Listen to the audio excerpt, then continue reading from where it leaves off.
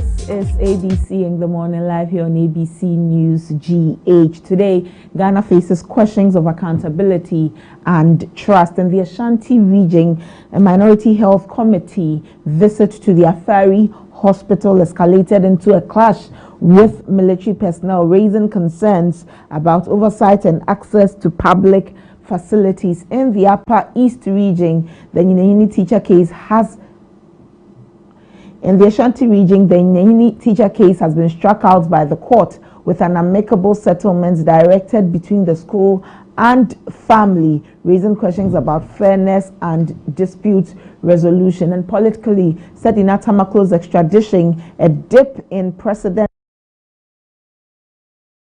awards for government appointees continue to fuel debate. And so this morning we are Ghana's institutions serving the people or simply reacting under pressure? This is ABC in the morning.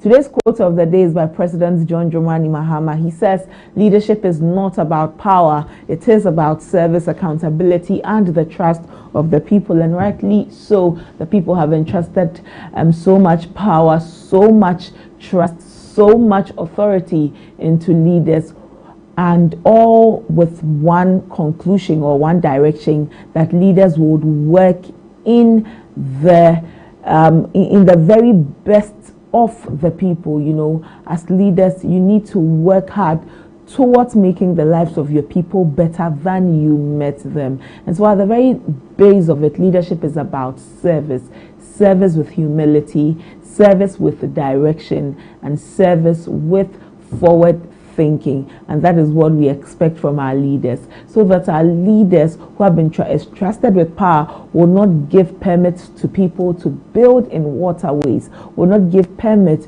to people to build in unapproved ways, so much so that when the rains come, the floods overwhelm us and other things that we do not necessarily want as a nation. And so we continue to hold our leaders accountable, that they will serve us, be accountable to us, and really very much let the people who have entrusted all the power into them be proud of them. So President Mahama reminds us of that. This is ABC in the morning with me, ABENA MANTE. We thank you so much for joining us this very beautiful Thursday morning. It is the 11th day of June 2026. 11th June 2026 means that today is the start of the 2026 FIFA World Cup. Mexico and South Africa will be locking horns in the first group stage, the opening match of this World Cup, and we'll all be turning our attention to Mexico, to Canada, and America as they host the world. We have a lot for you today on the show. Would bring you the newspaper headlines and stories that you would find very important, interesting, and educative today on the show. We'll also open the phone line so that you can call us and share your thoughts with us. We'll bring you the latest in the world of sports as the World Cup begins today. This FIFA 2026 World Cup campaign begins today for the next 1 month. And so join us here on ABC in the morning. If you are leaving home, you can still catch the show. We're streaming live Facebook and YouTube, ABC News GH. Like the pages, interact with us. Would love so much to hear from you. Ultimately, turn on post notifications. That way, whenever we are live, you would be notified that ABC in the morning is live here on your screens. Thank you so much for joining us. Our website is www.abcnewsgh.com and our socials at abcnewsgh_, at abcnewsgh_. There's a lot on our socials and on our website, and we'd love for you to interact with us there, engage with our content. Thank you so much for joining us today on ABC in the morning. We'll take a break. When we return, we'll bring you the newspaper headlines. Do stay.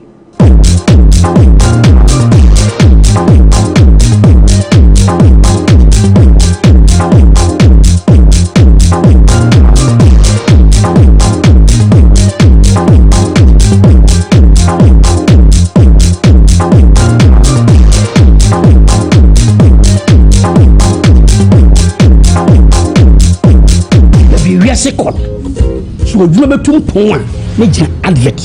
Let's why so be advert no you tumpon na kwala nim dia. Do you need a media house to shoot quality TV ad for your company or product? Bring your company's vision to life. And then make media house we are potential films. So it must don't worry. So open to a Jumatumpong, a course through advertising contact woman. We help businesses build their brands. Ukraine, Omojuma, what say, quality, can somebody try. Reach their target audience and ultimately drive sales and revenue growth. So you may be new. Omojuma is perfect. Contact no good script about your product, sound, jet. They will give you quality pictures.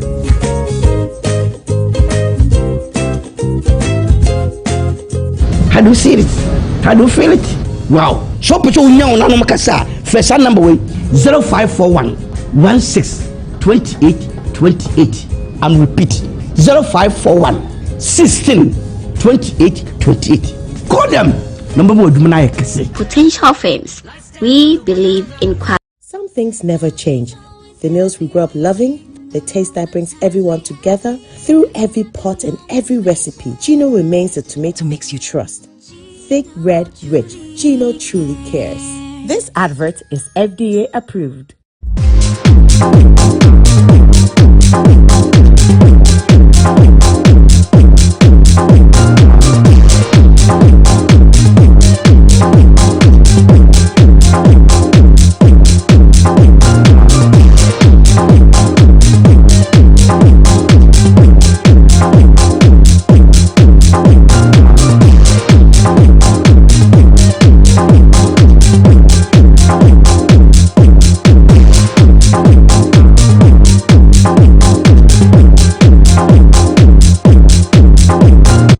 Welcome back. You're still watching ABC in the morning. Let's turn our attention to the newspapers and see what they are telling us this morning. This is the Daily Guide newspaper. It reports ex-Max Lock boss landed in wheelchair, appeals conviction, and it has the picture of the former Max Lock boss Sadina Tamaklo. Citizen requests 36 companies' tax records from GRA. Also on the Daily Guide, NLA workers threatening strike over deplorable conditions, and soft care champions menstrual dignity donates sanitary products. And finally, on the front page of the Daily Guide, KGL's big payment, price of state-backed monopoly, not heroism. Is that what it is? Okay, you grab a copy of the Daily Guide and read some more into these stories. This is the Overseer newspaper. Resignation failure knocks out Osman Abigail from NDC contest. All right, and you know that the NDC has a new rule in place. You resign and then contest for any party position. You can't hold a government position and hold a party position. So if you do not resign your government position, you obviously cannot stand for the upcoming party elections from the very grassroots level up until the national level. Some more stories on the front page of the Overseer. Agbejari assigns Bogoso Prestia road projects to new contractor. All right, majority of Ghanaians still approve of Mahama's performance. IEA study says so. And finally, government resources GBC to acquire free-to-air broadcast rights for 2026 FIFA World Cup. These are the stories on the front page of the Overseer newspaper. Also on the Ghanaian Times front page, food supply improves in SHS's. Government commits 4 billion Ghana cedis to feeding. The Education Minister Haruna Idrisu says so. Economy records 6.4% growth in Q1. Estadio Azteca roars today as 2026 World Cup kicks off. It's kicking off in Mexico, with Mexico and South Africa locking horns for the very first game of the 2026 World Cup. And illegal gambling drains economies. NLA Director General warns. Let's be careful. Let's be careful with all the gambling activities. The boss himself of NLA is warning. Let's move on to some more newspapers. The exclusive newspaper reports RTI request filed for full lottery sector records in 5 years. All right. DVLA raises alarm over online find fraud. Also on the front page of The Exclusive, Accra sets up flood readiness ahead of Homo War, and calls grow as Akwesi upon Fosu weighs NDC. The Exclusive also reports NLA staff protest poor working conditions, and making the news on the front page of The Exclusive, Zoom Lion leads 3-day anti-flood clean up drive. These are the stories on the front page of The Exclusive.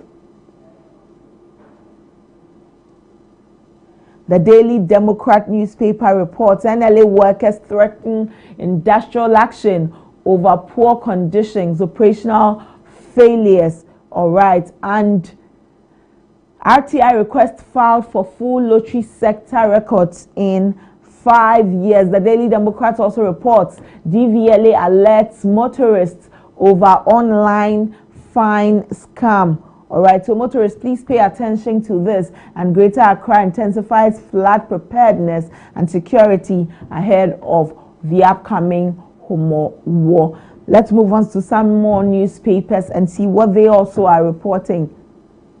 The Dispatch reports Julius Deborah appears to be NDC's best bet in 2028 elections, and an analyst is saying so. Reverend Wengam speaks at the Zimbabwe Assemblies of God Nation Conference. All right, and the youth and NPP have adopted my 3R agenda. This is a focus saying so ahead of 2028. These are some of the newspapers and their headlines we bring you this morning on the newspaper headlines.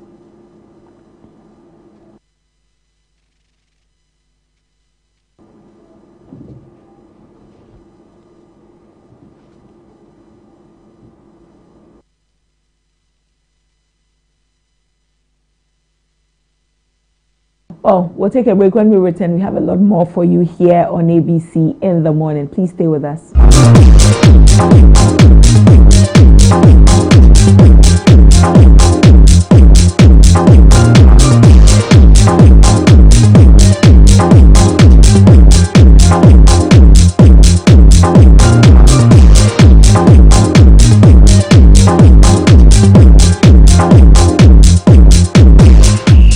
Playing for your country, easy. Scoring, easy. Winning, easy. You know what be easy now? Kibo 4-in-1 Gary mix. Easy. It gets everything inside. Gary, creamer, sugar, roasted granules. Just add water. Sharp my soakings make ready. Taste and energy. Made easy. I'm a match winner, but the real champion is Kibo 4-in-1 Gary mix. Champion taste. Also available strawberry, coconut, and chocomore. This advert is FDA approved.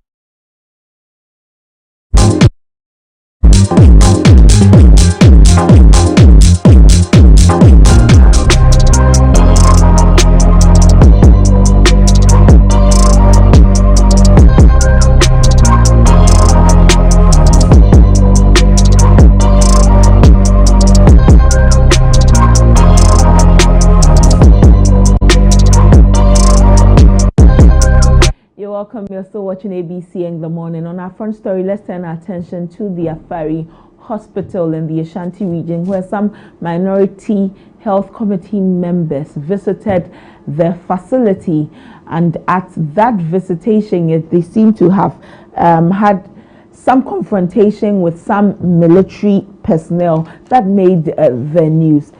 You see in your shot, Honorable Dr. Ayu Efriye, in an argument with a military official at the Afari Hospital. Why did they visit? Minority says that some hospitals have left unused, unoperationalized, when they could have been operationalized to serve the people of the Ashanti region. You would recall a few days ago the Komfanochi Teaching Hospital released a statement that their accident and emergency department was overflowing. It had hit its boundaries. It could not receive some more people or some more sick people to take care of them. Well, the minority has visited Afari Hospital, and this is what ensued there. Let's have some conversation on this matter Let's have some conversation on this matter. But before then, let me take you to Afari Hospital so that you see what happened there.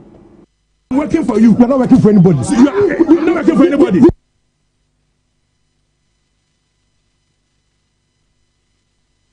We don't ask permission. We did. Why? Did you see us copying them? We are doing it for Ghana, not us.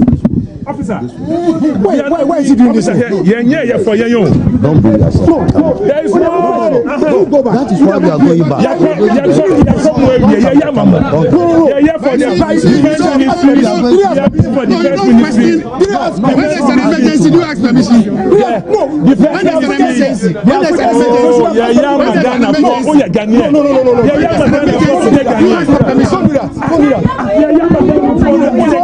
Members of parliament should ask permission from the first ministry. But say you have a minister. Don't ask me that. Don't ask me that.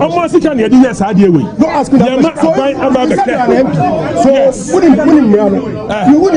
project ongoing. We came here. Yebahas 2024. We came here. Yebahas. Yes.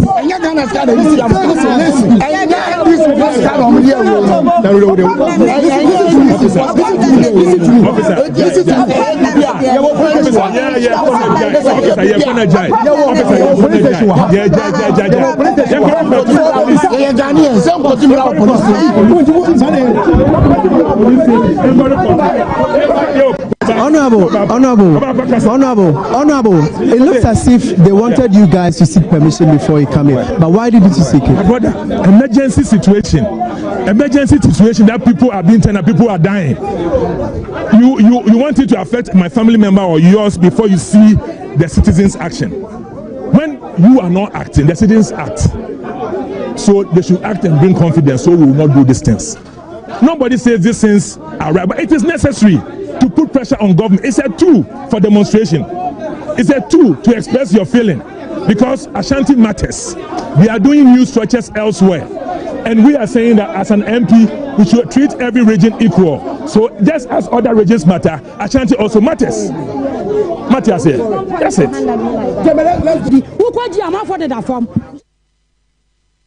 Well, Michael Waller was on ground yesterday at the Afari Hospital site where the minority clashed with some military personnel when they went to visit. Let's have some conversation. Good morning, Michael. Thank you for joining us. Yeah, good morning. Michael, please run us through what occurred yesterday between the minority and the military at the Afari Hospital project site. Okay, so it all started when the minority were mounting pressure on the government to urgently complete the operationalize several major hospital projects in the Ashanti region, arguing that the facilities are needed now more than ever to ease the burden on the Komfanochi Teaching Hospital. So the minority took 3 key health infrastructure projects: the Afari Military Hospital, the Atrema Municipal Hospital at Rede, and the Ashanti Regional Hospital as they were, to assess their level of completion. So at the Afari Military Hospital, members of Parliament for Ascori, Dr. Nana Ayo indicated that the 500-bed facility is between, let's say, 85–90% complete, and requires only limited additional funding to become operationalized. So he believes opening the hospital will significantly reduce congestion at the Komfanochi Teaching Hospital.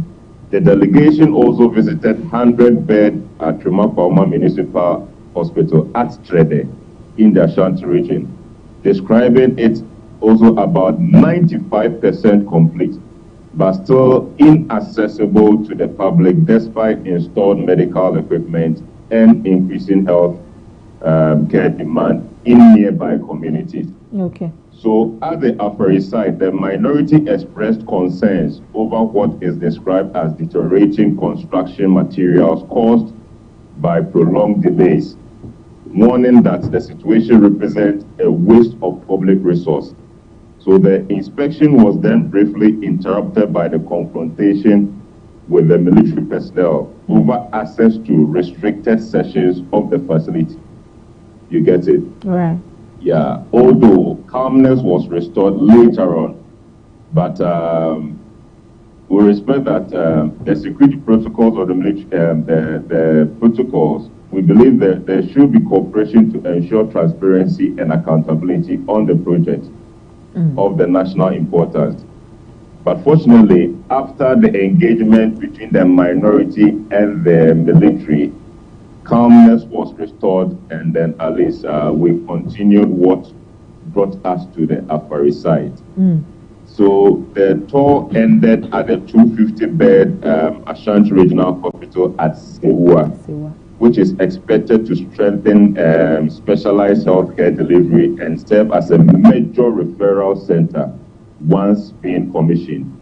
So the minority insists that completing and operationalizing these facilities will improve healthcare access across the Ashanti region and also reduce pressure on the overstretched referral hospital, especially on the Anoti Teaching Hospital. So in brief, that is what transpired yesterday. Knowing that Honorable Dr. Nana Ayuefriye is a ranking member on the Health Committee in Parliament, one would have thought that he came there in the capacity of his position as ranking member. Did he state that? Come again. Well, as he is a ranking member on the Health Committee in Parliament, one would expect that it would be in that capacity that he would visit the Afari Hospital and the other two hospitals to assess their level of completion. Is that the reason? I can't hear you properly. Can you refer me back again? Michael, are you able to hear me? Is it better? It's better now. Great. Honorable Dr. Nana Ayuefriye is a ranking member on the Health Committee in Parliament, and so one would also expect that it would be in that position that he would visit these three hospitals to access them. With this pushback by the military, really, was there a feeling that it was just politics as usual, or really he was there to assess the situations as a ranking member on the Health Committee to better inform what could be done for our health sector? Yes, exactly. You see, because of the recent happenings at the strike issue at the Anoti Teaching Hospital, that really triggered the minority led by Dr. Nana Ayu to make a visit to these three major facilities that were being built under the NPP government administration. So to our surprise, to these major facilities, I would say 95% among these three major facilities are in place. I would say that these facilities are completed.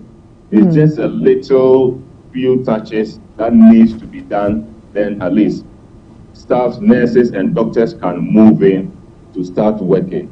So is the pressure that is mounting on the Anoti Teaching Hospital that led the delegation to make a visit to these three giant hospitals, whether they are being operationalized or to see the current state of these three particular hospitals. So on our visit to these three particular hospitals, we could see that the hospital is completed. These hospitals are completed. I repeat, these hospitals are completed, left with it to operationalize for doctors and nurses to also move in to start working so that at least the pressure on the Anoti will ease. So it's because of the pressure on the Anoti that led the delegation to visit these three major hospitals to find out what is actually happening there.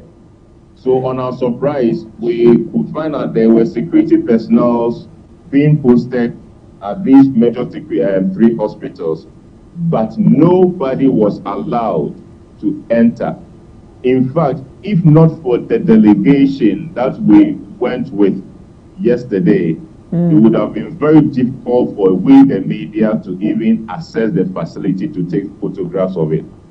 So I would say it wasn't easy, but because of the delegation that we were moving with, it was easy for us to access the facilities. You get it? Yes. Well, these are 3 hospital facilities that would very much serve the people. The Trede Hospital, district hospital that has been completed, could obviously also serve the people along the Trede and Obuasi road. Also, that enclave could have also been served. For the people of the Ashanti region, these 3 hospitals that are not operationalized, how is it affecting them? Yeah, it's really affecting them big time because, like I said, when you get to Komfanoche is I would say is a packed place now. Even to get bed to lie on is a big issue. So you get to Komfanoche this morning, you find a lot of people lying on the floor due to scarcity of bed and other things.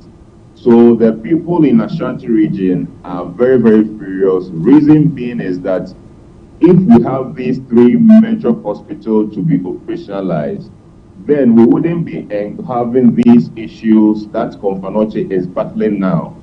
So the people in Ashanti region, their concern is for the government to operationalize these 3 major hospitals so that they wouldn't have to travel all the way from their end to Komfanoche, because in Ashanti region here, Komfanoche is only the regional hospital that we have here.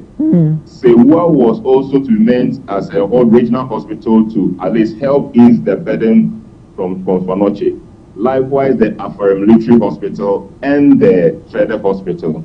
So the people in Ashanti region are very furious. Upon yesterday, some of them came around to witness the facility themselves.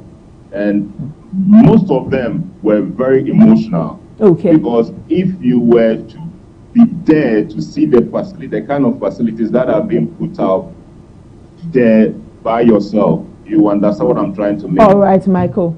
Then the facilities are 95% complete. Left with the government to open for operationalization of these facilities so that nurses that are still home waiting to be posted can at least get access to these facilities to start work, so as patients who are also being referred to Komfanoche will also at least be referred to either Sewa or either Afari or either the Trede hospital, so that the burden on the Komfanoche would ease. Yes, okay. Please. Michael, thank you so much for your time this morning and the report. We're grateful. Thank you. Michael Walia is a local reporter in the Ashanti region. He was with the delegation that visited the 3 hospitals that have not been operationalized at the moment: the Sewa Hospital, the Afari Military Hospital, and the Trede District Hospitals. These 3 hospitals, if they are in operation, would serve the people of the Ashanti region better. You know that the Komfanoche Teaching Hospital is the largest referral hospital in the Ashanti region. It's not only serving the people of the Ashanti region. People are coming from far and wide, like the Bono and Bono East region, to the Komfanoche Hospital. It is a hospital that is really burdened by the numbers that come there every day. It's for that reason that the hospital had to close its emergency accidents and emergency doors, because it had been burdened beyond capacity. This is where we are at the moment. These are hospitals that like Michael is saying, they are basically 95% completed, and so they could have been operationalized so that it would serve the people of the Ashanti region. Hospitals that are strategically placed to serve different people at the same time. The Trede Hospital, for example, could serve the people of Trede all the way to Obuasi. That's a stretch, and so they would not have to come all the way from the area to Komfanoche Teaching Hospital to seek medical attention. And this is the point we have gotten to. The question is, if it was 95% completed before the NPP left power, why was it not operationalized before they left? If it indeed was also 95% completed when the NDC assumed power, why did they not immediately start operationalizing the hospital? You see these hospitals, you see that there are some equipment in there, and so the hospitals could be up and running, but we've left need to be growing there. We're looking forward to speaking with Honorable Patrick Boachi Yadom, who is the MP for Boase, for Trede, lies within his enclave or on his road, and so Why are we not seeing the hospitals, or at least the Trader Hospital, operationalized? This is a big disservice to us as a people. Let me take you back to these visits by the minority in Parliament and then see what happened during their visits. We'll be back with more.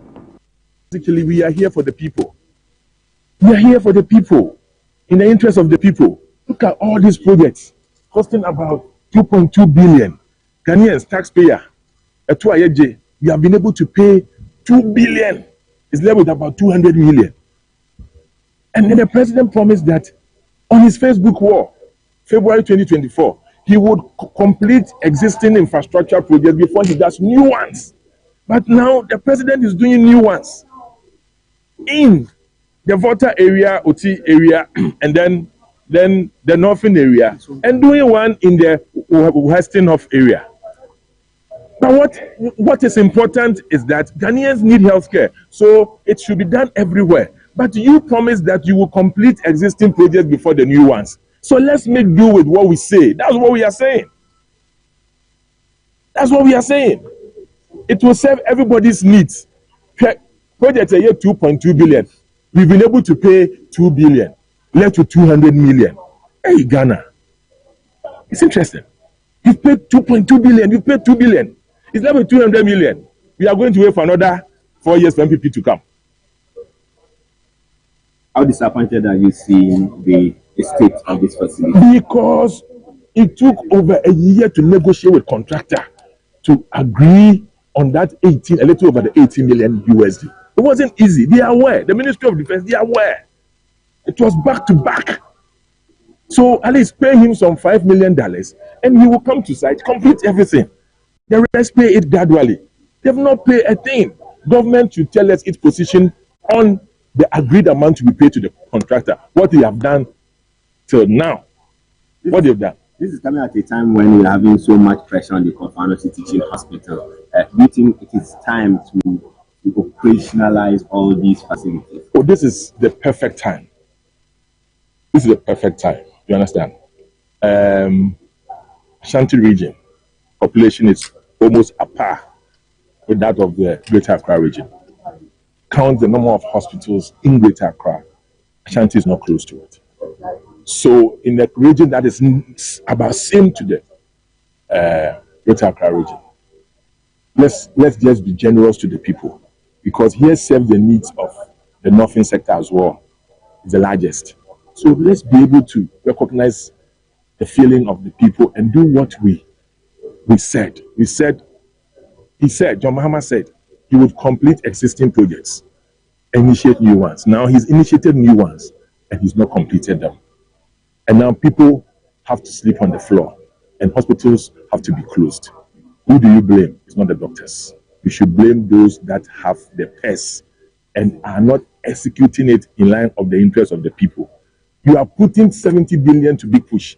$70 billion cities to big push. Last year, 13.8 billion. This year, 30.8 billion. The whole Agenda 111 hospitals will take only 17 billion, $1.5 billion, 17 billion. If he wants to do it, he can do it. But talk about this place. They need almost about 200 million cities.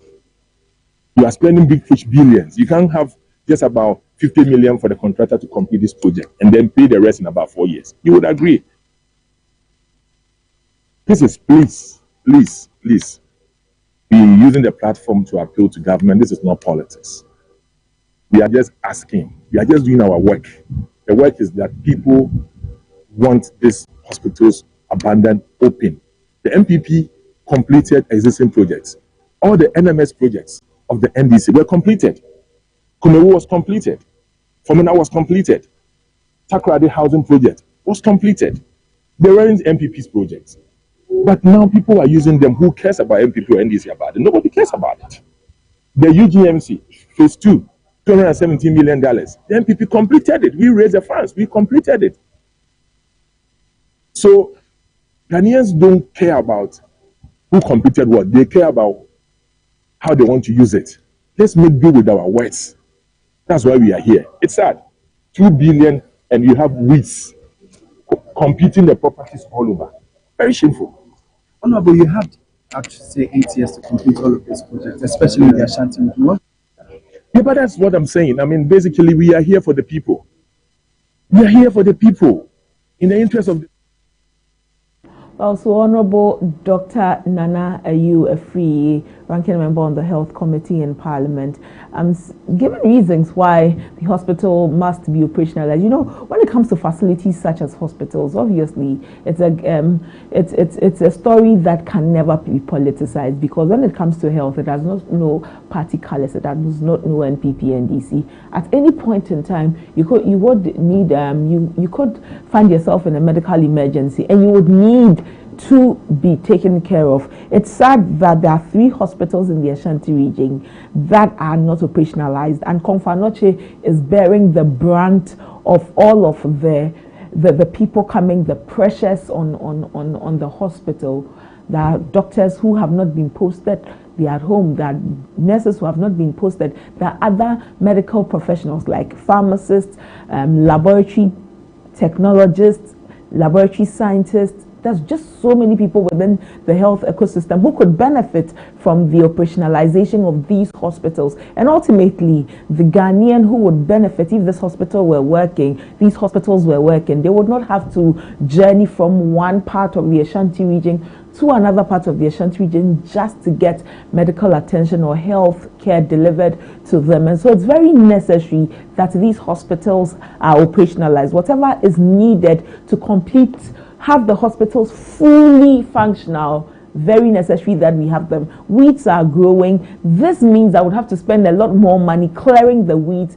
Whatever damages may be affecting these hospitals because of their abandonment would mean that we'll have to spend a lot more money to fix these damages. And I mean, we've gone way past this level at this point. Ghana at 69, Ghana hitting 70 very soon. We can do better. Like the ranking member said, the Ashanti region, the Komfanoche Teaching Hospital is not only serving the people of the Ashanti region, it goes beyond the Ashanti region.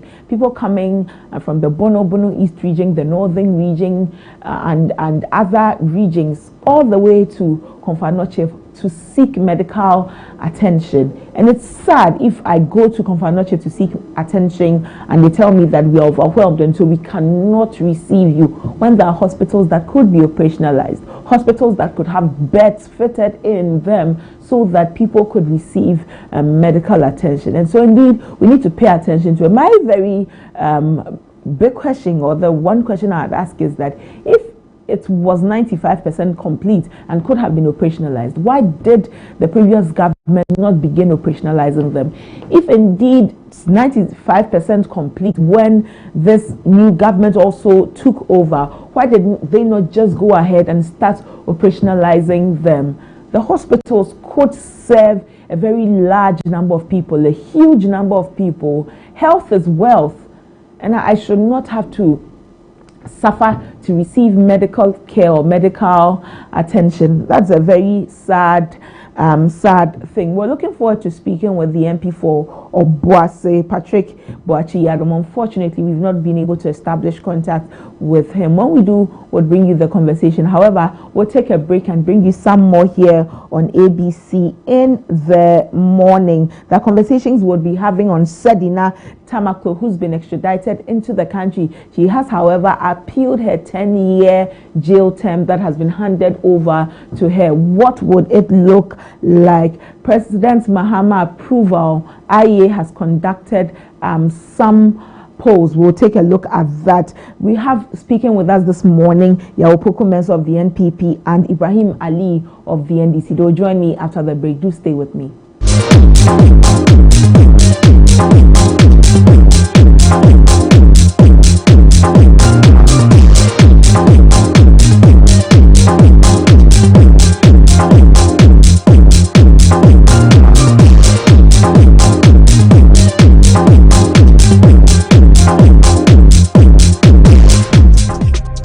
Never chills, and neither do we.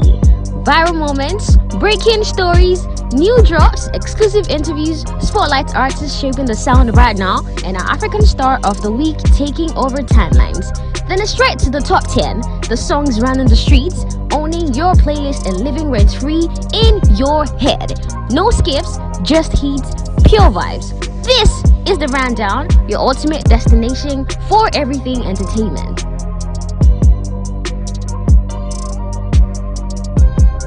Some things never change. The meals we grew up loving, the taste that brings everyone together through every pot and every recipe. Gino remains the tomato mix you trust. Thick, red, rich. Gino truly cares. This advert is FDA approved.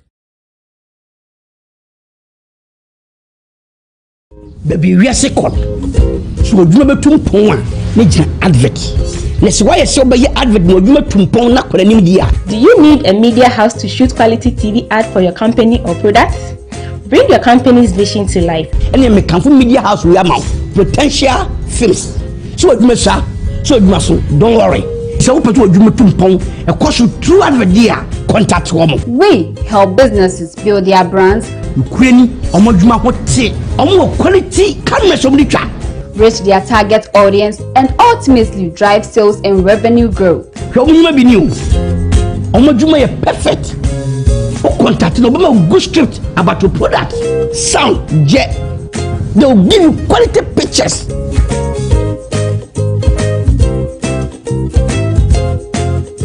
How do you see it? How do you feel it? Wow. So put you now on Makasa. First number way 0541 16 28 28.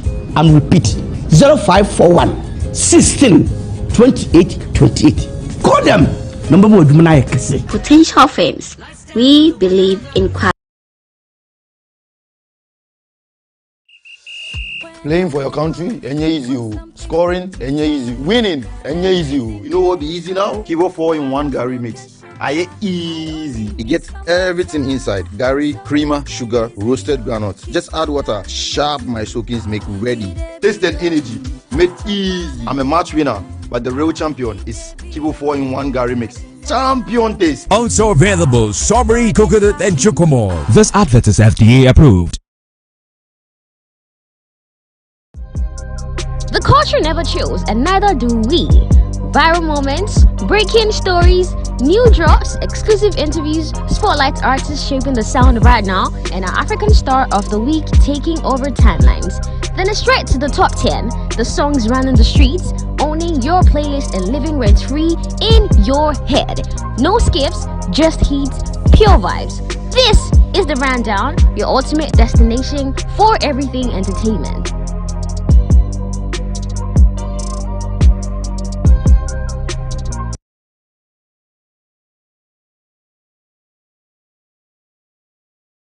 Some things never change. The meals we grew up loving, the taste that brings everyone together through every pot and every recipe. Gino remains the tomato mix you trust. Thick, red, rich. Gino truly cares. This advert is FDA approved.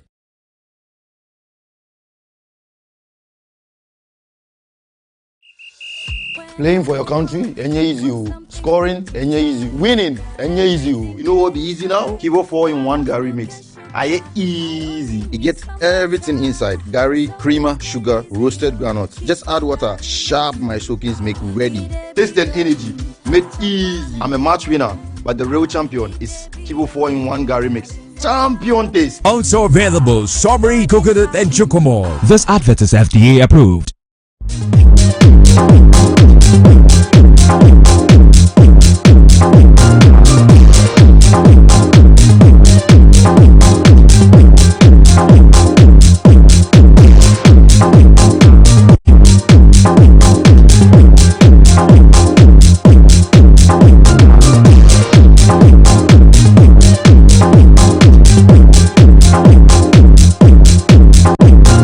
Welcome back. You're still watching ABC in the morning live here on ABC News GH. Like I told you earlier, we're streaming live Facebook and YouTube, and so if you're stepping out of the house, you can still continue enjoying the show ABC News GH on Facebook and YouTube. It's time for our main discussion. I have with me in the studio Desmond Ahintutu of the NPP and Ibrahim Ali of the NDC.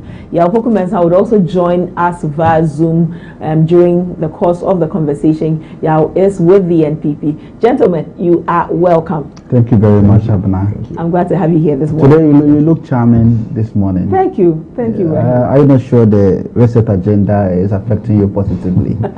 We always have to thank our stars for having President Mahama as president. Okay. You know, when I was coming, it appears almost everyone in town was happy, was smiling everywhere. So we believe this will continue because we need that to continue so we can reset this nation and probably retire the New Patriotic Party. Just like the CPP, we want them to go and rest. They are tired. They have lost ideas. Well, maybe Desmond will have a lot to say on that. But gentlemen, you're welcome. I'm grateful that you have joined me. We'll quickly get into our conversation. Our first conversation will be on IEA's latest rating. The Institute of Economic Affairs has released a poll. Well, Yao Pokumensa joins us via Zoom. Yao, good morning. Welcome to the conversation.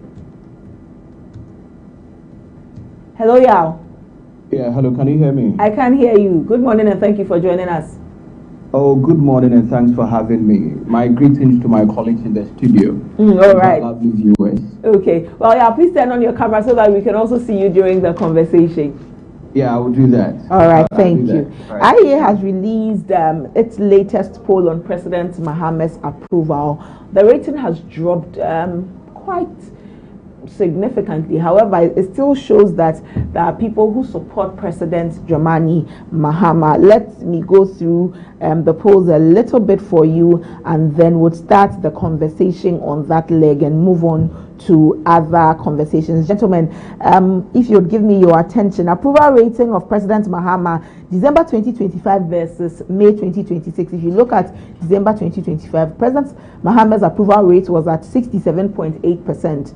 As at May 2026, his ratings have dropped from 67.8% to 58.9%. The disapproval has risen from 22.5% in December 2025 to 28.4% in May 2026, and those without an opinion have risen also from 9.7% in December 2025 to 12.8% in May 2026. But those who approve of President Mahama's presidency are given reasons. 73.5% of those who approve say that President Mahama has handled the economy well. They 16.0% attribute it to road infrastructure. Electricity and energy is 2.7%. Corruption 2.1%, and others 6.1%. And so if we look at the summary of the findings of the IEA, they say that most Ghanaians continue to back President Mahama with a 58.9% approval rating in May 2026, though this represents a decline from 68% recorded in December 2025. And so that would be about 5 months interval, 6 months interval. Among those who approve, the economy and road infrastructure are the leading reasons, reflecting public recognition of the administration's achievements in stabilizing the economy and embarking on a big push agenda. Disapprovers cited the economy, energy and electricity supply, and corruption as the main concerns. And these findings suggest that Ghanaians are broadly supportive of President Mahama's leadership, but are expectant that the progress recorded at the macro level will increasingly be felt in their daily lives. And this is the Institute of Economic Affairs on this report, IEA poll for May 2026. I'll start with you, Ibrahim. This is your president, our president, but it is your party that has given us President Mahama. Within 5 months, his ratings have dipped. However, there seems to be some positive light or positive feelings still within the populace. What does this mean to you? Thank you very much. First of all, let me say a very good morning to your cherished viewers all across Ghana, and also say a very good morning to His Excellency President John Dramani Mahama and all his appointees who are working tirelessly to keep the economy on track. We must say we admire what they are doing, and they should continue doing what they are doing for Mother Ghana. Well, when I heard that the approval rating, I was not actually surprised, because this is normal, somewhere around 30%. Meanwhile, when he first came as president of the, you cannot, say you will keep improving the rates. Definitely, it will come down. But the most important thing is the rates at which it will actually come down. I'm happy you said, even though it has actually dropped, the percentage that is left for him is quite satisfactory. Conclude that he's actually performing. I personally, respect these ratings that came, but I actually disagree with their findings, because clearly everything shows that John Dramani Mahama is on track. He came to meet an economy that was described as Bola economy, that was described as junk economy, that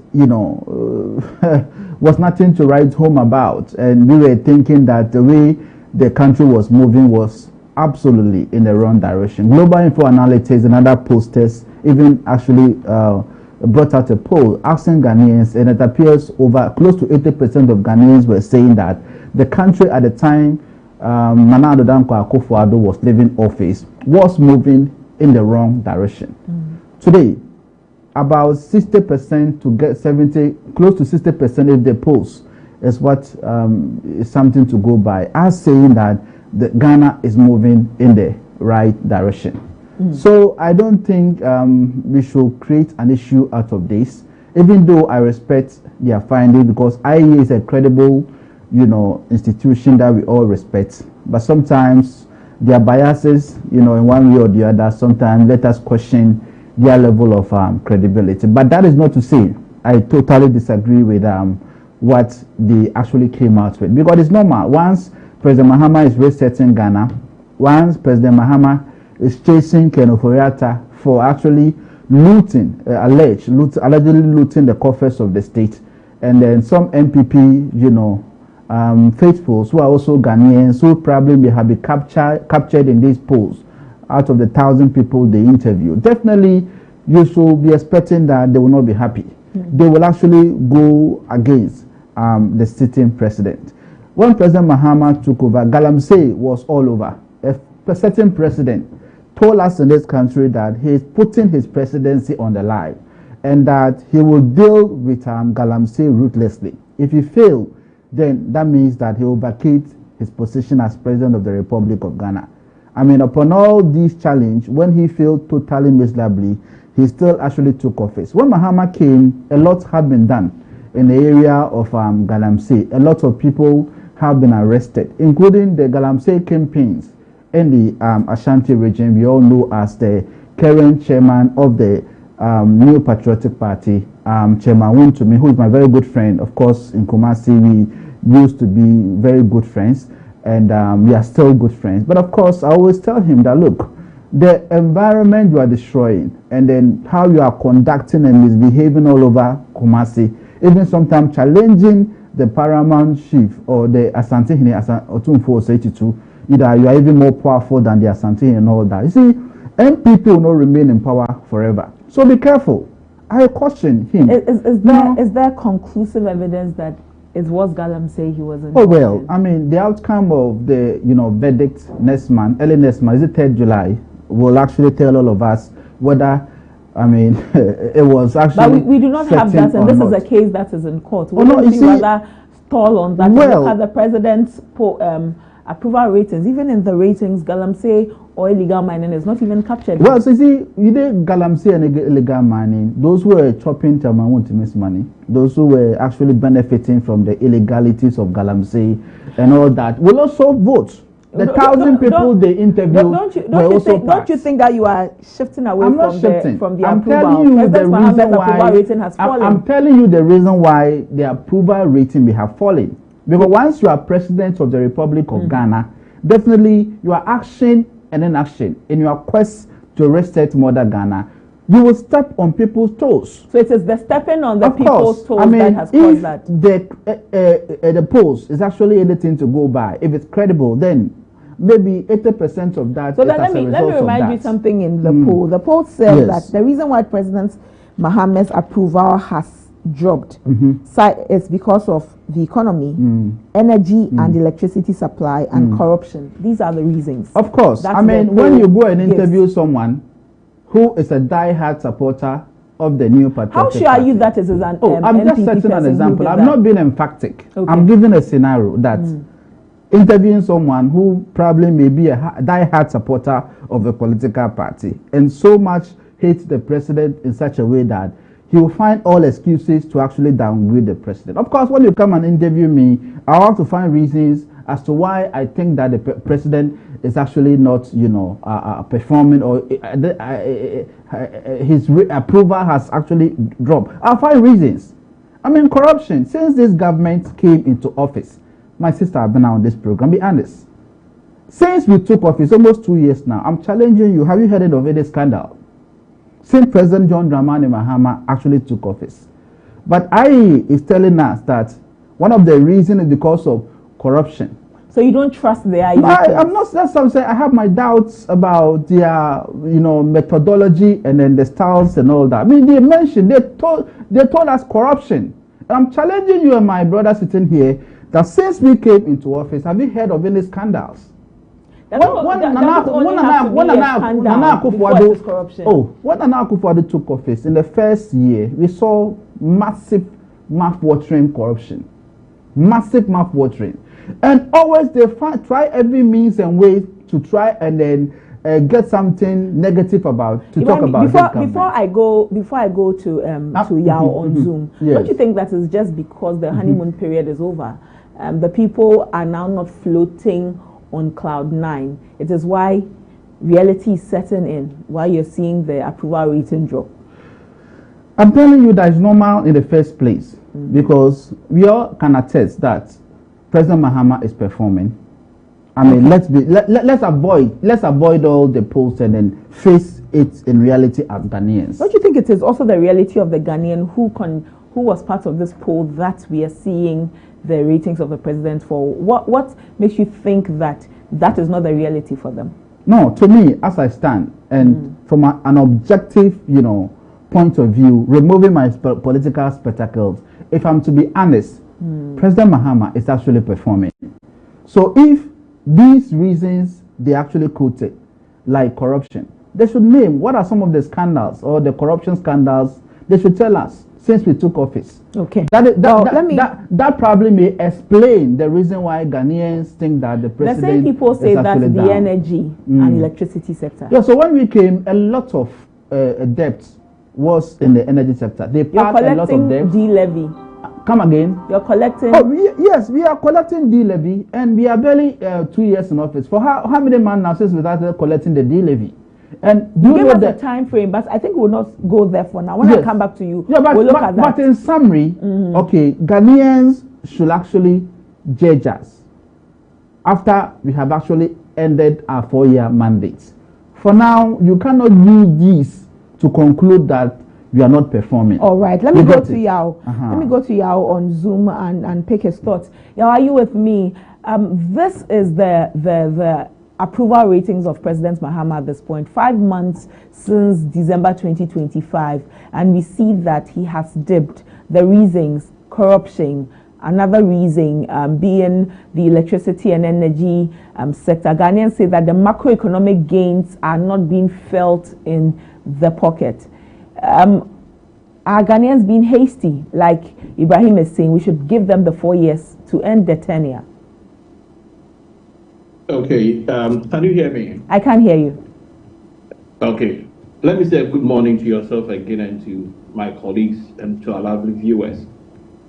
The assessment of the IEA, judging from the political temperature and events that have unfolded since 2025 when President Mahama assumed office, with regards to certain independent voices that we used to hear, the strength of the media in criticizing the previous government with regards to reports that they take on the grounds.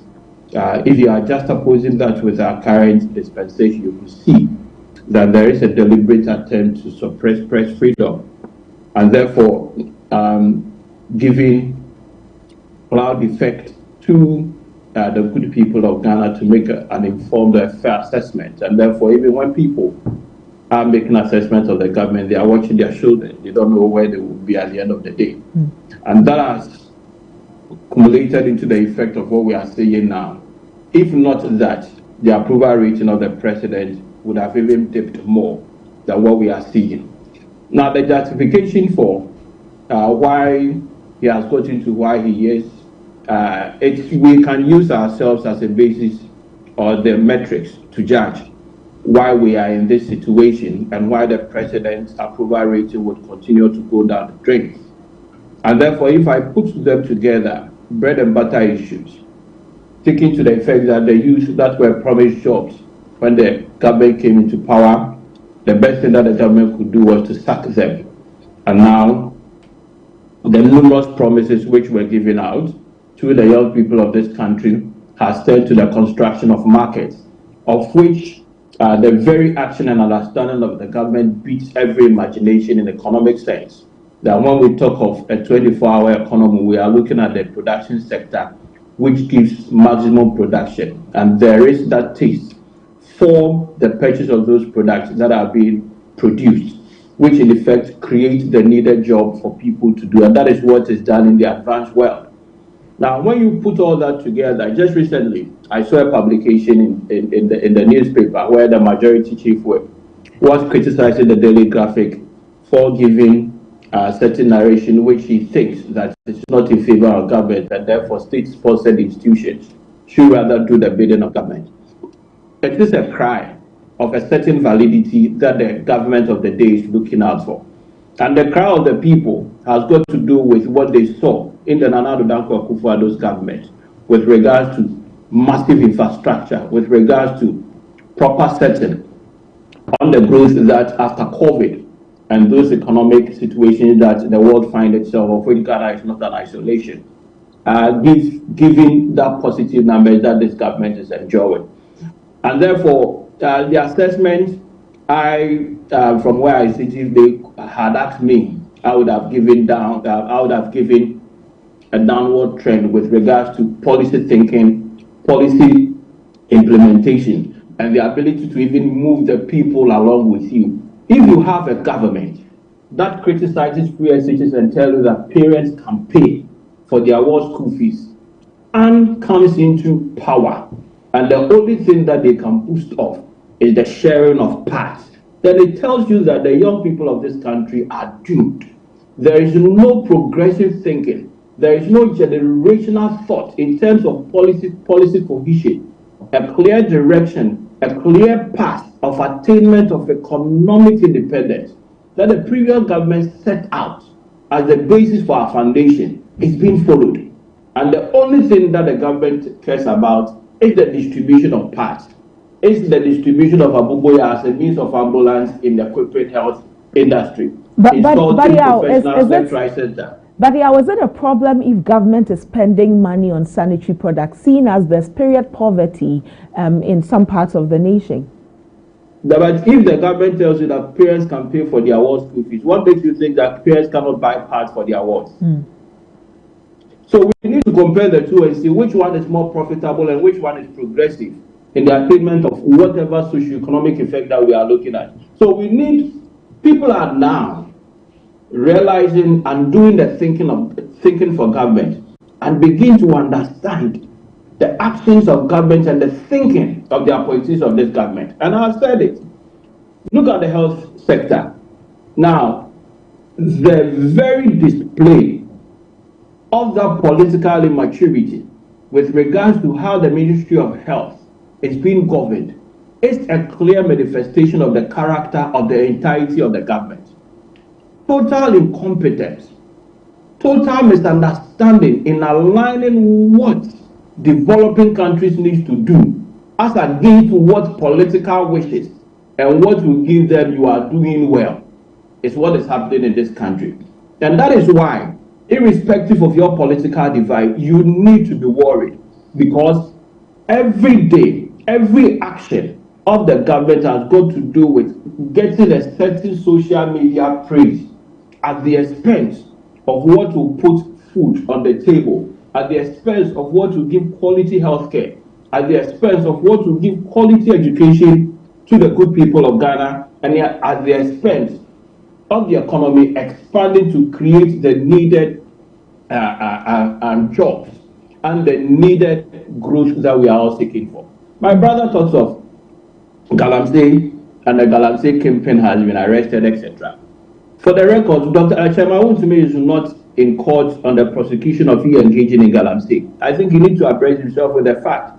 He is in court on the fact that he had a concession of which the state thinks that he has given that concession to people to mine illegally. That is what is in court, but not known to me as a Galamsey. There is no charge sheet, there is no record to that effect. And again, let's ask ourselves that after the arrest or prosecution of Chairman Wontumi, do we still have Galamsey in this country? Our waters clean? Just a few months ago, the president told the nation that he knows his appointees are involved in Galamsey. So what are we talking about? And what are we seeing? The cry of the people are reality. The cry of the people are what they are experiencing under this government. Exchange rate down, inflation down. Look at the amount of money you spend on utilities. You ask yourself, why is it that we are having a certain indicators and still cost of living is high, utilities are high, people can't even find means of putting anything in their pocket and even talk of thinking of getting food to eat. So when you put all these together, the assessment of the IEA is a manifestation of what is actually happening on the ground. And if not the suppress of press freedom in this country, my dear, you would have seen worse of numbers as we speak. All right, yeah. Let me come to you, Desmond. These approval ratings, indeed, are they a clear indication of President Mahama's performance so far? Thank you, ABENA. And in the first place, I saw my senior hero, my good brother, struggling just to cling to straw. Even proving this report, we can clearly see that people didn't even talk about Galamsey issue. But it is very, very difficult, and he needed to even inculcate Galamsey. And in the first place, I'm a Ghanaian before an MPP sympathizer. So if there is something, or there is an improvement in everything regarding the sphere of the country, I think I need to rally behind that. So from January 2025 to May 2026, I think it is almost 18 months since President Mahama climbed to the throne or ascend to the presidency. And per the report, or probing the report, it clearly indicates that there has been improvement in the macroeconomics indicators, because he took inflation somewhere around 23.5 to 3.4. That is per IEA. And the cedi appreciation, it has appreciated by 26% in the space of competitive cities.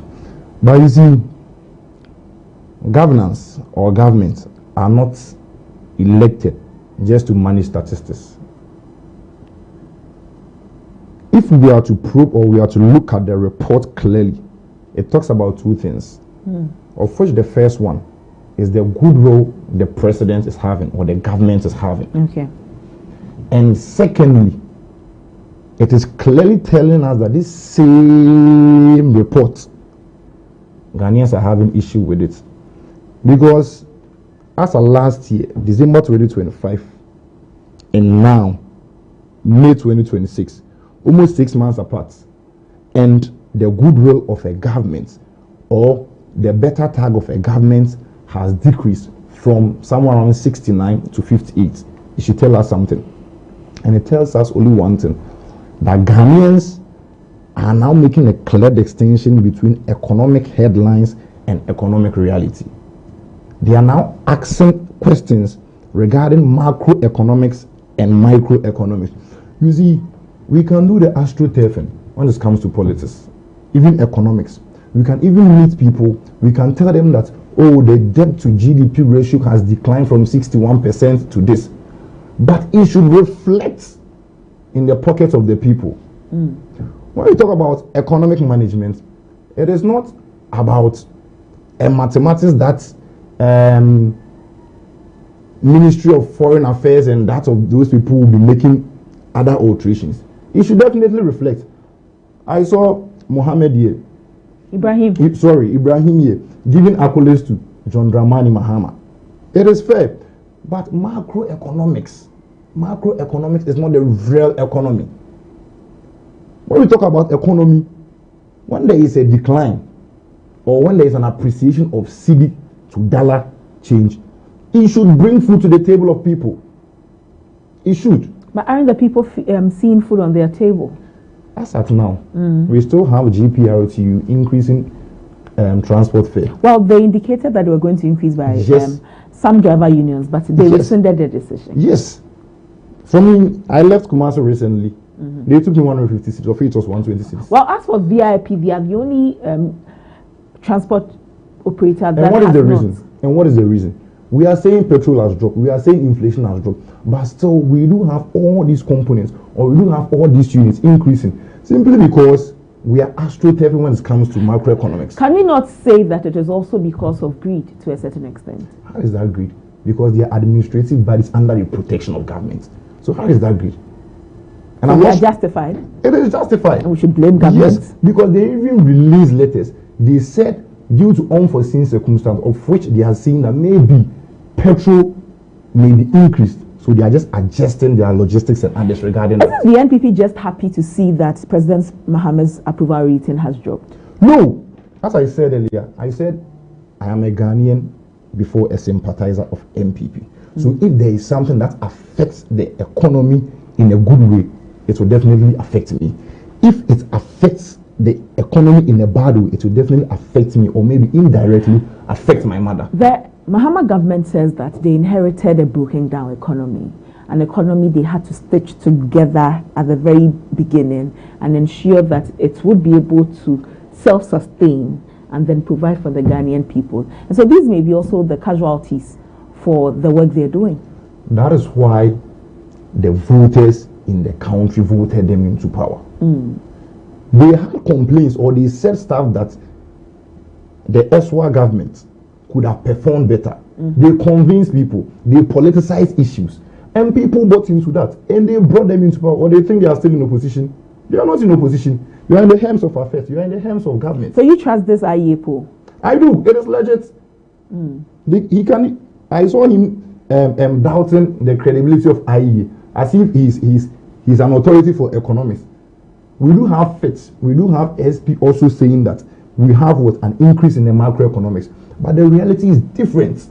The reality is different. I saw his conversation trying to touch on the macro, but that is never the reality. Okay. That is never the reality. We'll move on to other conversations, but before we do that, let me come back to you briefly, Ibrahim. Your party is at a crossroads. One, you have released a directive that before you can stand for any party position, you should have resigned a government position. That has raised some concerns among a group of people. Although some people have not officially declared that they are standing for certain positions, especially the presidency, flag bearership race, we see certain people show up. And we've already started seeing a few cracks here and there. This is supposed to be President Mahama's legacy term. When we see cracks with regards to flag bearership race, and we see that his approval rating is also dropping according to IEA, does this not cause you to fear for the future of NDC's fortunes? Thank you very much. But before that, let me actually say, and I repeat, that the ongoing trial between Chairman Wontumi and the Republic of Ghana is as a result of illegal mining. Yes, I agree with my colleague when he said that the charge sheet was assigning right without ministerial approval and purposely facilitates unlicensed mining operations. I mean, all the evidence that came so far clearly shows that, you know, those he assigned the mineral rights to were all his boys who were working for him. Ibrahim, why don't we leave this conversation for now, since it is in court, so that we can focus on but I just want to correct. I just want to correct him and let him understand that yes, it was absolutely illegal, you know, mining. And also, my brother also said that, the macroeconomic, stability we are seeing is not reflecting, How is it reflecting on the ordinary Ghanaians. I say so too. How is it reflecting? Looking at the last bulletin of the report, it says so. They are in expectance of it to reflect in their daily lives. So what are you trying to say? Well, so let me be very honest to let you know that when we came into office, a lot of things have gone down. Typical example of cement, Gasim cement, for example, was around 120 cities. Today with just 82 Ghana, you will get cement. So that shows clearly that, it's reflecting. What about? I'm coming. Roofing sheets. Can I finish? Roofing sheets. The standard bundles dropped from 1,200 Ghana cedis to us. I'm talking to you now, 800 Ghana cedis. Okay. Iron rods, 9,600 Ghana cedis to approximately 7,800 Ghana cedis as we are talking about. As we are talking now, the taxes and levies. When we came, we scrapped them, such as the e-levy, betting tax, emission tax. And all these, please, can you allow me to talk? Just a moment, Ibrahim. I'll give you the time, Ibrahim. But normally, in our conversations as regular Ghanaians, anytime the regular Ghanaian says they cannot feel something in their pockets, we don't see it as iron rods, roofing sheets. We are talking about the tomatoes I'm buying from the market. I'm just the provisions I'm buying from the shops. But things have dropped drastically when you go to the market. How much was 5 kg of rice when Akufo-Addo was president? And then how much is it now? So why then are Ghanaians? It's almost half the price. Why then are Ghanaians saying that they are not feeling it? Who are those saying Ghanaians are not feeling it? I'm a Ghanaian. And you are feeling it. And you are feeling it. Did they interview me? I would have told them I'm feeling it. Okay, Ibrahim, let's look at my question so that I can move on to more other questions. So that's why I said I don't trust what they brought. That's fine. And I think your question, back to your question. Yes. You said the CEOs and then my question. My question is about VNDC. Yes. This is an approval rating now. Already we see some journeys towards a flag bearership race, and it doesn't look easy. Oh, really? Yes. You are telling me because I've not seen anything. You haven't. Oh, can you just be specific? But so far, I haven't seen any banter. I've not even heard anyone coming out to say he's declaring support to hold. If you say that you have not seen it, we'll leave it at it. But you see these this reports by the IEA. President Mahama is in his legacy term, and whether we like it or not, Ibrahim, these are Ghanaians that were interviewed, and these are their responses to the poll that was conducted. How do you think, how do you foresee this poll affecting President Mahama's legacy term? It looks like the people are not happy. I just wanted to be very economical with the facts, but this time I should be very emphatic. Go ahead. I don't think that the polls that was conducted by IEA is a true reflection on the on the responses on how Ghanaians in general see because things. it does not favor your all party. the excuses they have given, I have reason to challenge but Ibrahim, I think it would be unfair to I have reason to challenge those excuses, including the two MPP people here and what they are saying. I can actually debate them on every single reason they will raise as to why Ghanaians think that President Mahama approval rating has come down. Okay. Of course, because what if we take them one after the other, he has performed tremendously. The only reason why probably genuinely people might have issues is, like I said earlier, because of the work he's doing and stepping on people's toes and all that. But when it comes to the positivity of the economy and doing things right, I think that President John Dramani Mahama is on top of issues. President Mahama is on top of issues. But Ibrahim, would we not also be doing a disservice to a reputable institution like the IEA when you say that they may be misrepresenting what they received as response? What are their issues? They are talking about corruption. They should have been specific and name the corruption scandal so far we have seen since Mahama took office as president, so that we take them one after the other and grill them. You can't generally say corruption and then put it there. I have not seen any corruption, not even a single one, since Mahama took office. So even judging by that alone, if you were in my shoes, you will have rubbished the entire reason why they give in saying that Ghanaians are actually against Mahama? I mean, the approval rating. You talked about methodology. So IEA says that their poll covered 1,000 people across 1,000 people out of how many Ghanaians? Okay, across all 16 regions. Okay. So the 1,000 is just a significant number. They can just arrange some people and interview them. You know, I don't trust what they are saying because it doesn't reflect the true reality we are seeing, and it's obvious. Yes. So I think that we should just rubbish it and focus on what President Mahama is doing, and then actually assess them ourselves. The reality, how is the administration impacting on our life positively? I mean, the two major political parties we have in Ghana today is the New Patriotic Party and the National Democratic Congress. They should compare the two. Since Mahama took office, I mean, what is the standard of living? Compare it to the entire 8 years of Nana Addo Dankwa Akufo-Addo. This will be a true, post. I mean, Ghanaians can conduct themselves. But if you tell me that the reason why people think that President Mahama, is down and things are not going right, approval rating is down because of corruption, and you have not been able to mention one single corruption case or scandal that has hit the government since it took over for just over 2 years now. You want me to believe the rest of the reasons? Okay. I will not believe that.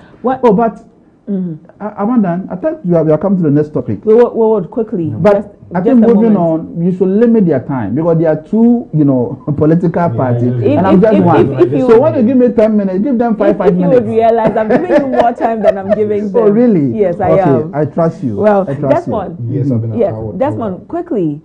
Although President Mahama's approval ratings have dropped, you would also read from the reports that people are having some positive feelings towards the job President Mahama is doing. They say that he's handling his job well.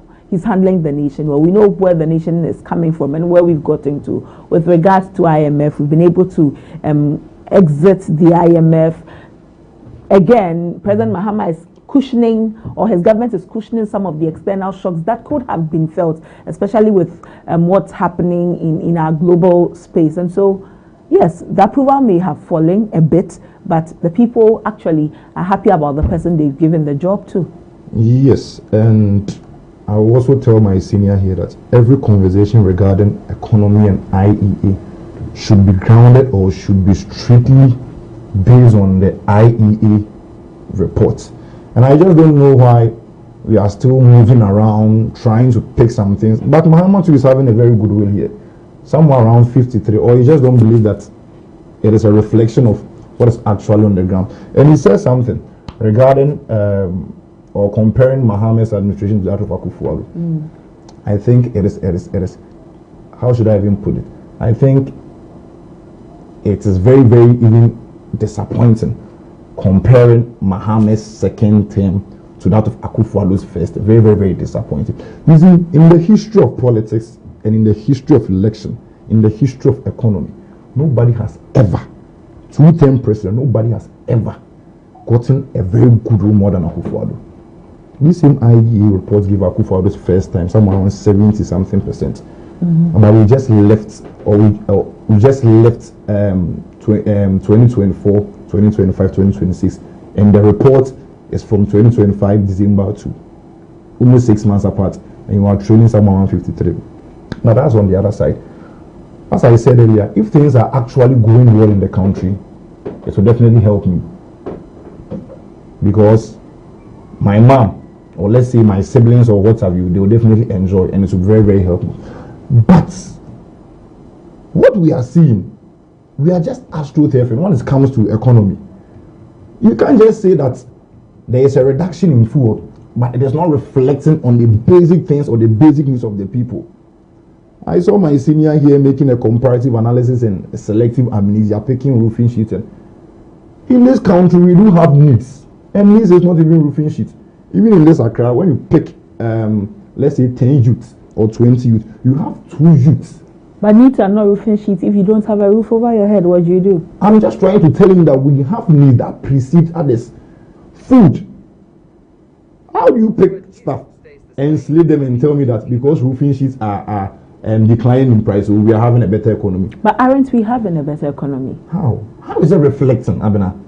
How is it reflecting? You see, prior to 2024 election, they mounted campaign, and what they told the electorate, what they told people, is the Akufo-Addo's government has plunged the country into financial cataclysm, and for that, they are not giving jobs to the youth. Have they provided any jobs? No, I'm coming. Won't you ask him how much he was buying a gallon of oil just recently before Akufo-Addo left office, and how much he was buying a gallon of oil? Even the girl, let's take them one after the other. We'll come there. You answer that first, then I'll answer your question. How much were you buying a gallon of oil? Oh, I'm coming. Before Akufo-Addo was leaving office, and how much are you buying a gallon of oil now? Answer that, and I'll answer you. I am coming. No, don't jump the gun. Because you started with the basic commodities in the market. So start there. Let's finish there before we move to the next angle. Listen, that time, how much was transport from Accra to Kumasi? Accra to Kumasi was which depend on the station. Accra to Kumasi. Which transport, VIP 120 Ghana cedis. And how much is it now? 150 Ghana cedis. So is there an increment or? It's not an isolated case. It was only VIP. Is there an increment or not? It was only VIP that increase. Listen. If you talk about the entire transport, sector, then I'll agree with you. But it's an isolated case. It's a private organization that have decided to increase. You people. That is not the same as the other, transport owners. So you can't use that as such. You parents as such that we are mismanaging the country. That is fair. We've mismanaged the country. As you said. It wasn't 1,200, just to correct you. It was somewhere around 1,500 Ghana. Right. Today we just 600 Ghana, 500 Ghana. We get a gallon of oil. For now, you are in the hands of affairs. Well, that's one. Come back to my conversation. President Mahamad's approval rating has dropped and has dropped. However, the people are also happy that he's doing the work he's doing. Yes, I think he's doing what Assad now.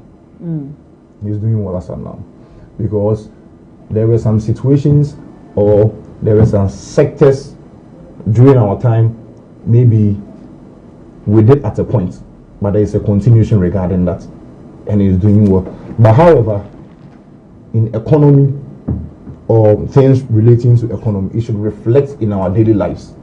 It is not about the macroeconomics. So it's not reflecting. How is it reflecting? So Ghanaians did a good job voting for President Mahama. Have you created the jobs? Have you created the jobs? Are you coming to jobs? Should I answer you? Let me answer you. The one let me answer you. Do you have jobs? Just give me a minute. Let me answer you. No, do you have the please. Can you? The girl who came ask to even me a question. Let me answer you. Our economy for us. That girl, she's in. I think the Flagstaff was right. She came to explain. Or do you have any apartments, or do you have any building? When these people were leaving office, the unemployment rate was somewhere around 15%. That was 14.7%. They took it from 8.4%. And for now, and now what is the unemployment ratio? It has dropped and to now what about is the unemployment 13.7 to 14%. So it means we are doing something right. We are just 2 years, barely 2 years in office. Google it now. Unemployment rate today is far better than the 14.7% you left behind. The only job talking about, these people they know no shame. Talking about jobs, when you were in office, the only job you were able to create was NAPCO. At the time, university graduates were paid a mere 700 Ghana cedis. And even with that, they were not able to pay. University graduates will have to picket at the Jubilee House for several days. And then John Dramani, Akufo-Addo, and then Dr. Bawumia then refused to listen to them. It took the intervention of John Dramani Mahama when he came, to power to pay these, graduates. And you don't even feel ashamed. You have the audacity to come and sit on live television to talk about unemployment and stuff. Look, you people should focus. The way things are going, if you're not careful, you totally collapse your party. You have to be very honest with yourself. When ABENA asked you how things are going, I actually respected you for that, for being honest enough to say things are going on well. You have to admit that and continue with that. And start begging Ghanaians how you impoverish the life of the ordinary Ghanaian citizens by messing up the economy. The part of the poll or the report that says that the people are happy about President John Dramani Mahama's handling of his job he's been given, you agree with that? But of course, when they set up an agenda, they cannot make it wrong. It will be obvious. So they have to find means and ways to say others are happy. But the reality is that a lot of Ghanaians are happy. How can you give Mahama below 70%? With the works he's doing, Akufo-Addo to with be the work around he's doing, how 70. much should he Data be? scientist. So, with the work he's doing, what percentage should he be given? Oh, I mean, for now, to me, to be honest with you, anything less than 80% will be questionable. You don't need a soothsayer or a data scientist to tell you that the economy is on track. Finally, Desmond, it you was don't your need time I a had soothsayer given. or a 2 minutes, data scientist and then to tell you that the economy is on track. 2 You don't minutes need and that. the next conversation, Desmond. I think there's a fluctuation regarding my network. I would have shown him the figures he's trying to. Which figures? So, regarding this issue, I think my For position job, very, don't very talk clear. about that My again. position, Don't talk about job I just again. let Because you guys fail totally. I just made you. I just Sure, let you make your sure. submission Proceed, my respectfully. brother. Proceed. So, regarding the issue of or the reality between the macroeconomics and that of the microeconomics, I doff my hat for President Mahama because there is an inflation regarding that of the macro indicators, and governance or economy is not only at the higher plane. It's not that of the reduction in the debt to GDP ratio and others. Above everything, when there is an improvement, it should be felt in our daily lives. It should bring food to the table of the people. Even in our daily needs, that of water and others, it should reflect in it.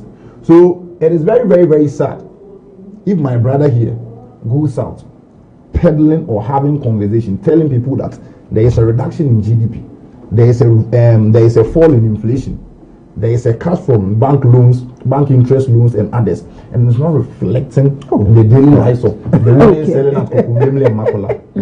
In very, Ghana, very appalling. In Ghana, we'll move away from it's not the reflecting. IEA But I post. want to question him why. How is it reflecting? Ibrahim, I've given you a lot of time. I've made all the questions.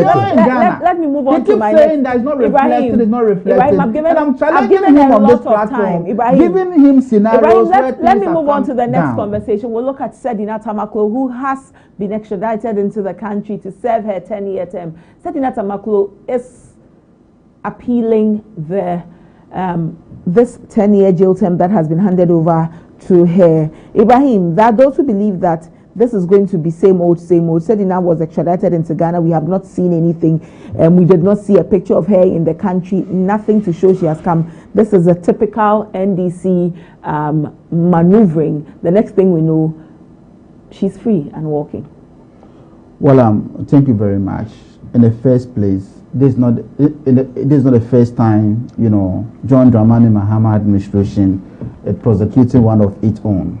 A typical example was the former member of parliament, Abu Gapeli, who was actually, incarcerated and imprisoned under the presidency of John Dramani Mahama. He was allowed to serve, his sentence. Of course, Sedina Tamaklo, we actually facilitated the process in actually getting her down here in Ghana.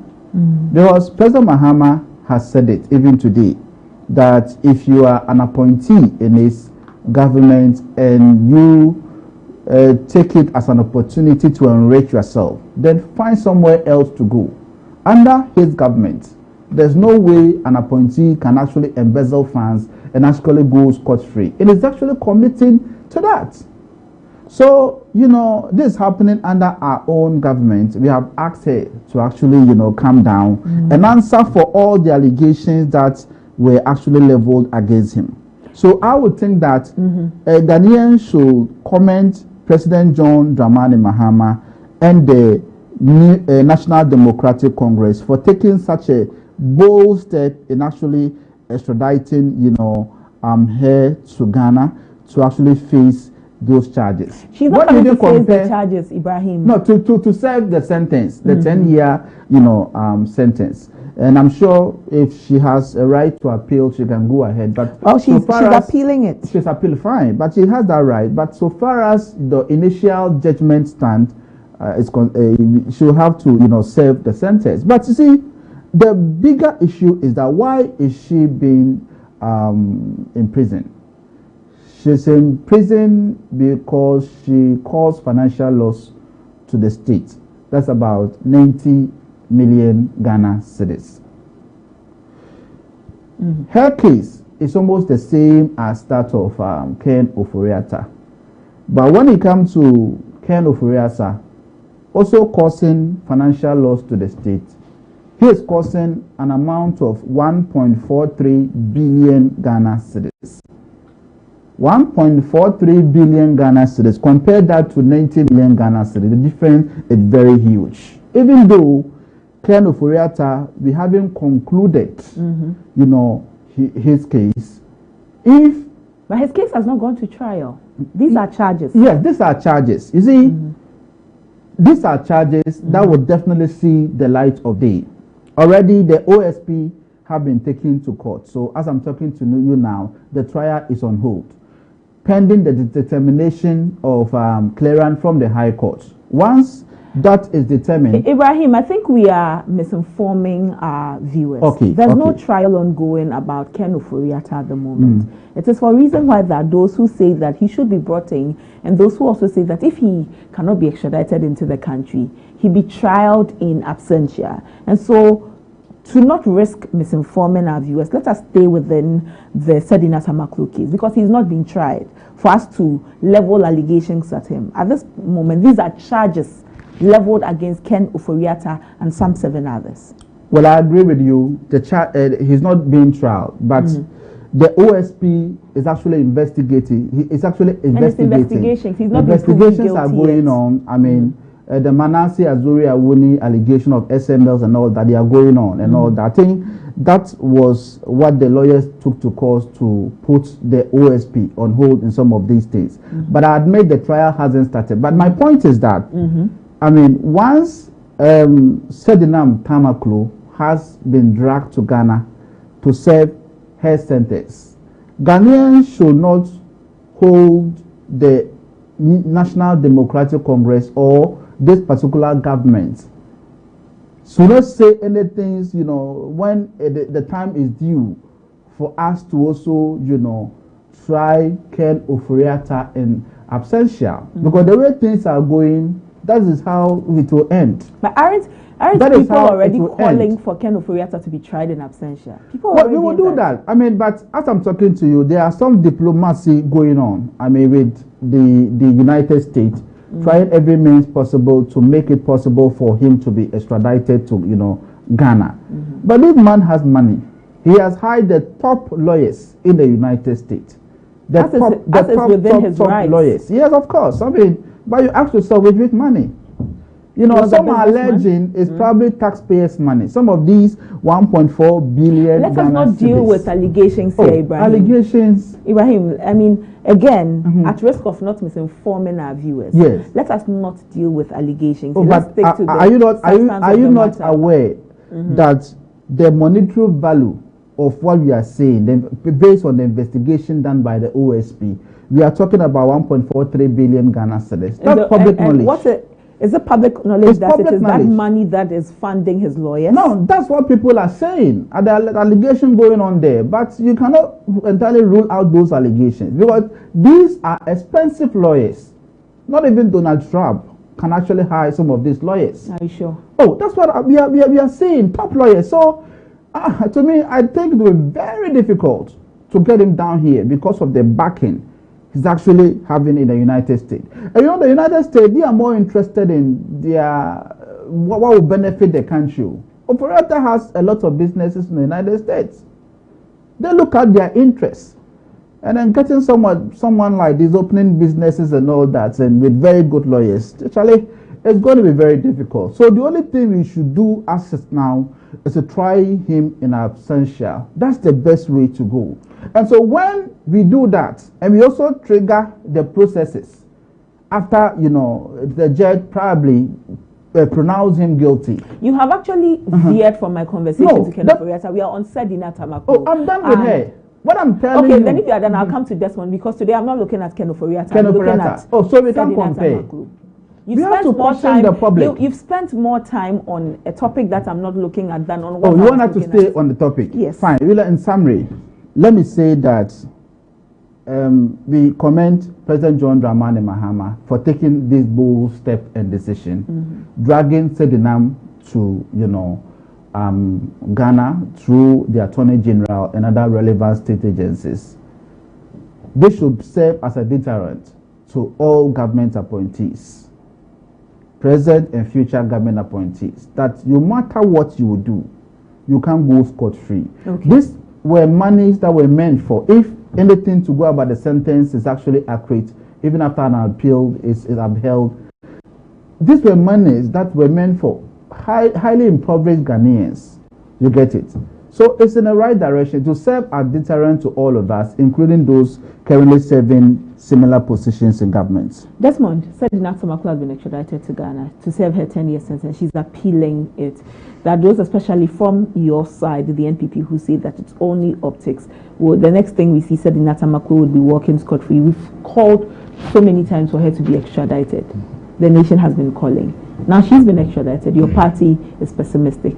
Can we just not be grateful for how far we've come with the case? Abena, before I just even touch on the Sedinam Tamakulu, I think Ken Ofuriata is a person of integrity. I also don't want you to veer to Ken Ofuriata. I want us to stay with Sedina Tamakulu. Right, but I just want to make some few corrections regarding that. 30 seconds. So, 30 seconds is very 30 I want to stay with Sedina Tamakulu. All right, fine, but let's come to the Sedinam Tamakulu. So with the Sedinam Tamakulu, I think it is in the public domain, and if people do have issues regarding whether she's going to serve or she's coming to serve her sentence, they ought to. In the case of Sedinam Tamakulu and regarding her extradition, the position of the MPP is very, very clear, because if you are a public official, you just need to do things in the interest of the people and not embezzle funds.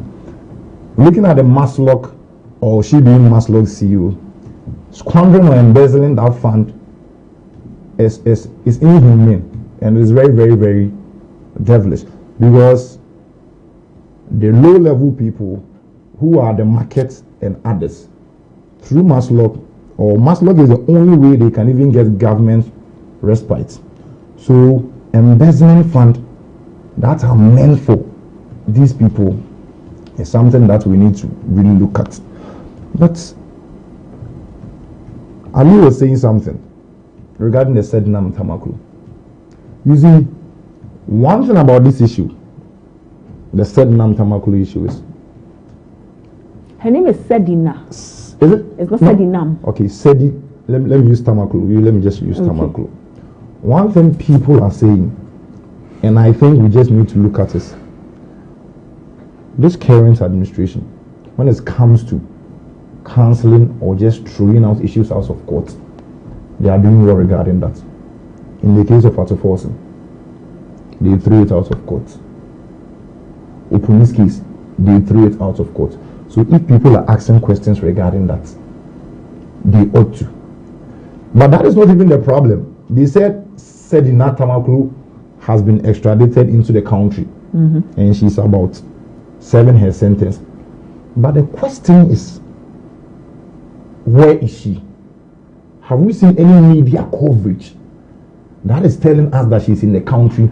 Do we know that she's even in the prisons? American Embassy tells us that she's been extradited. Right. The Minister for Government Communications tells us that she has. Right. And that she, when she arrived or when she was extradited into the country, she went into the custody of both the police and the prisons. You're looking for pictures. You see, the 1992 Constitution is something that actually governs us in all aspects of governance and our political life. Article 23 of the 1992 Constitution talks about administrative justice. Someone may ask, what is administrative justice? It is doing something in line with the spirit of the Constitution and transparency. The government is leading us. Without us, there is no government. So if people or the person who has been convicted was convicted in absentia and by grace and external conversation based on treaty obligations and she's in the country, you ought to make things transparent to us that she is in the country, and for that she is in this custody. Because if we don't do that, we are definitely making the public confidence very, very porous. Yes, we are making it very, very porous. because they owe us, and it's lies on the government to prove evidence to that. They need to give us public record that she is in the prisons or what have you. If not that, what people are saying, they are right. And for them, they do have track records of just throwing people out of it. Because this same Tamakulu issue, she was an accomplice. I think Daniel Azim or something of that sort. They've just given him bail, 500,000 cedis or what have you. People who have squandered money, people who have stolen from the average people of the country. And because your government is in power, you've just given the person, a person who was convicted to serve 5 or 10 years. But because your government is in power, you've just given them the 500,000. But in all, it saddens me, because if people are such, or we tend to make political parties or political powers serve as a defense for conviction, because they are trying to set a precedent that, oh, if you are growing up in the country, just become a public official or a political actor and just get into public office, and after that squander or embezzle money. If they are about convicting you, you just run. The government will convict. Just one, what would make the NPP happy? First, it was she's not in the country to serve her term. Extradite her. Now she's been extradited. You say that her matter will be thrown out, and the next thing we know, she's walking free. So what really are you looking for? It seems whatever the government does not sit well with you. That is not the case, because when we first convicted her in 2024, it is the same NPP government who tendered in for her extradition. We convicted her somewhere around April 2024. We tendered in for extradition 2024 July. This means we needed her to convict her. It is not that we are abhorring justice. We are just ensuring, or we are just maintaining the principle of justice in the country.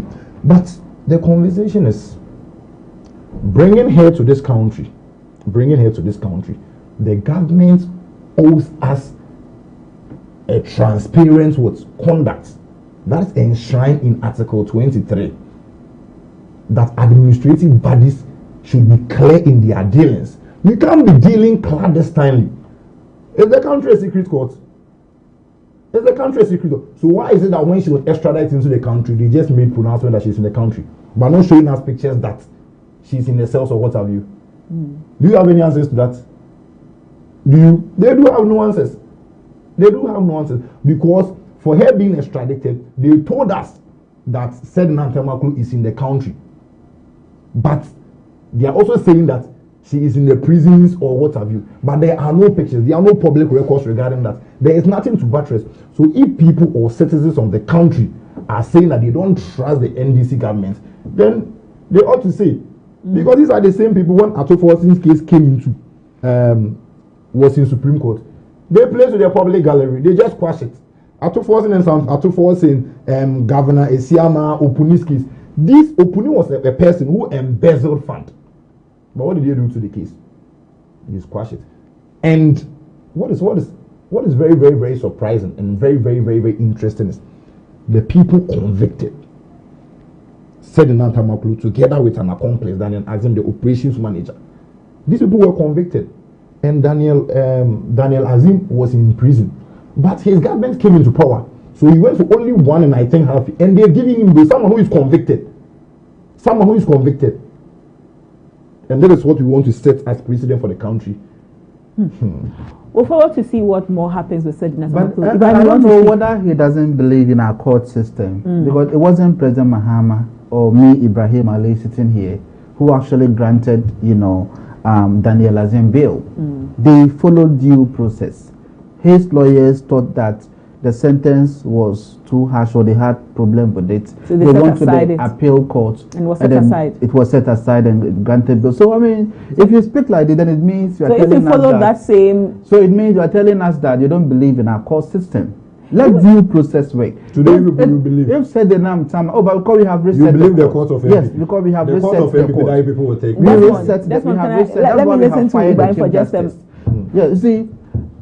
That's why we are back on this firing the chief justice. The way you look at me when I said fire, I can see you were not happy. Because the last time we had the same conversation, I asked you on this. Yes.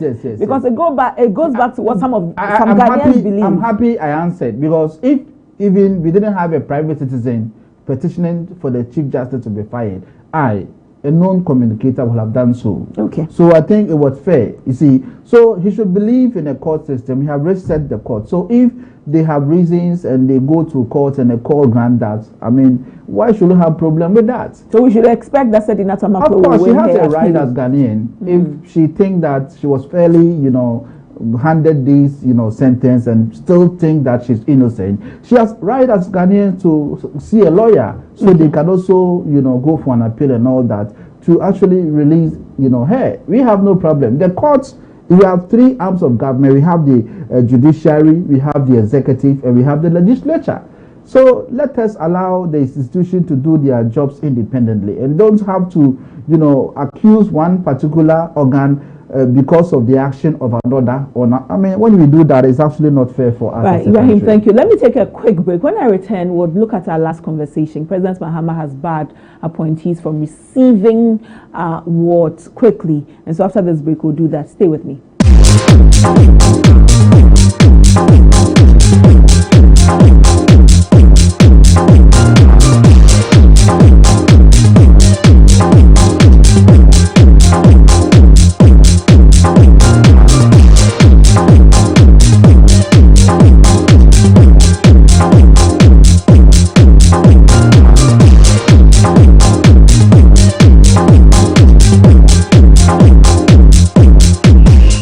Playing for your country, easy. Scoring, easy. Winning, easy. You know what be easy now? Kibo 4-in-1 Gary mix.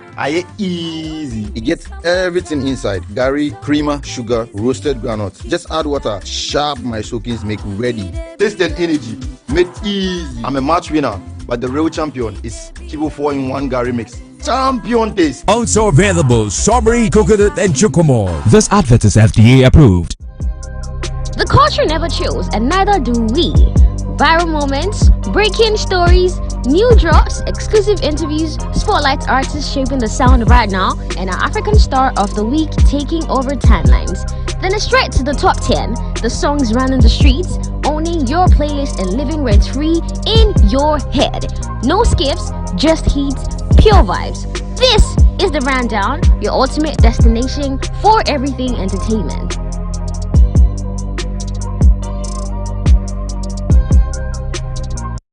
Baby, we are second. So you never too poor. Need an advert. Let's why I saw by your advert. No, you never too poor. Not for any media. Do you need a media house to shoot quality TV ad for your company or products? Bring your company's vision to life. And then make from media house we are now potential films. So you must don't worry. So what you do too poor? A course you through advert there. Contact woman. We help businesses build their brands. Quality reach their target audience and ultimately drive sales and revenue growth. Perfect. Contact good script about your product, sound, jet. They will give you quality pictures.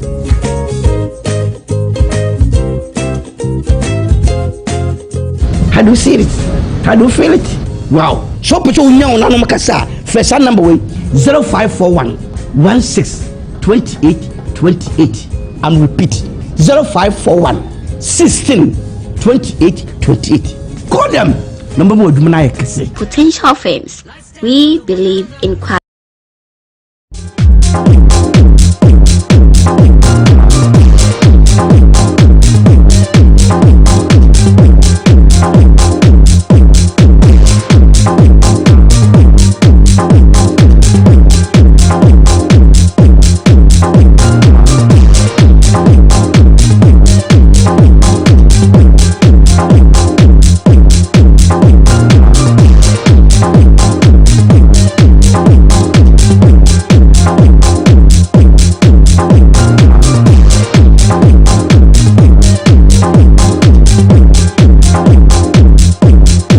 Welcome back, ABC in the morning. My guests are still with me here, Ibrahim Ali of the NDC and Desmond Ahintutu of the NPP. Earlier we had with us Yao Opoku Mensah of the NPP join us.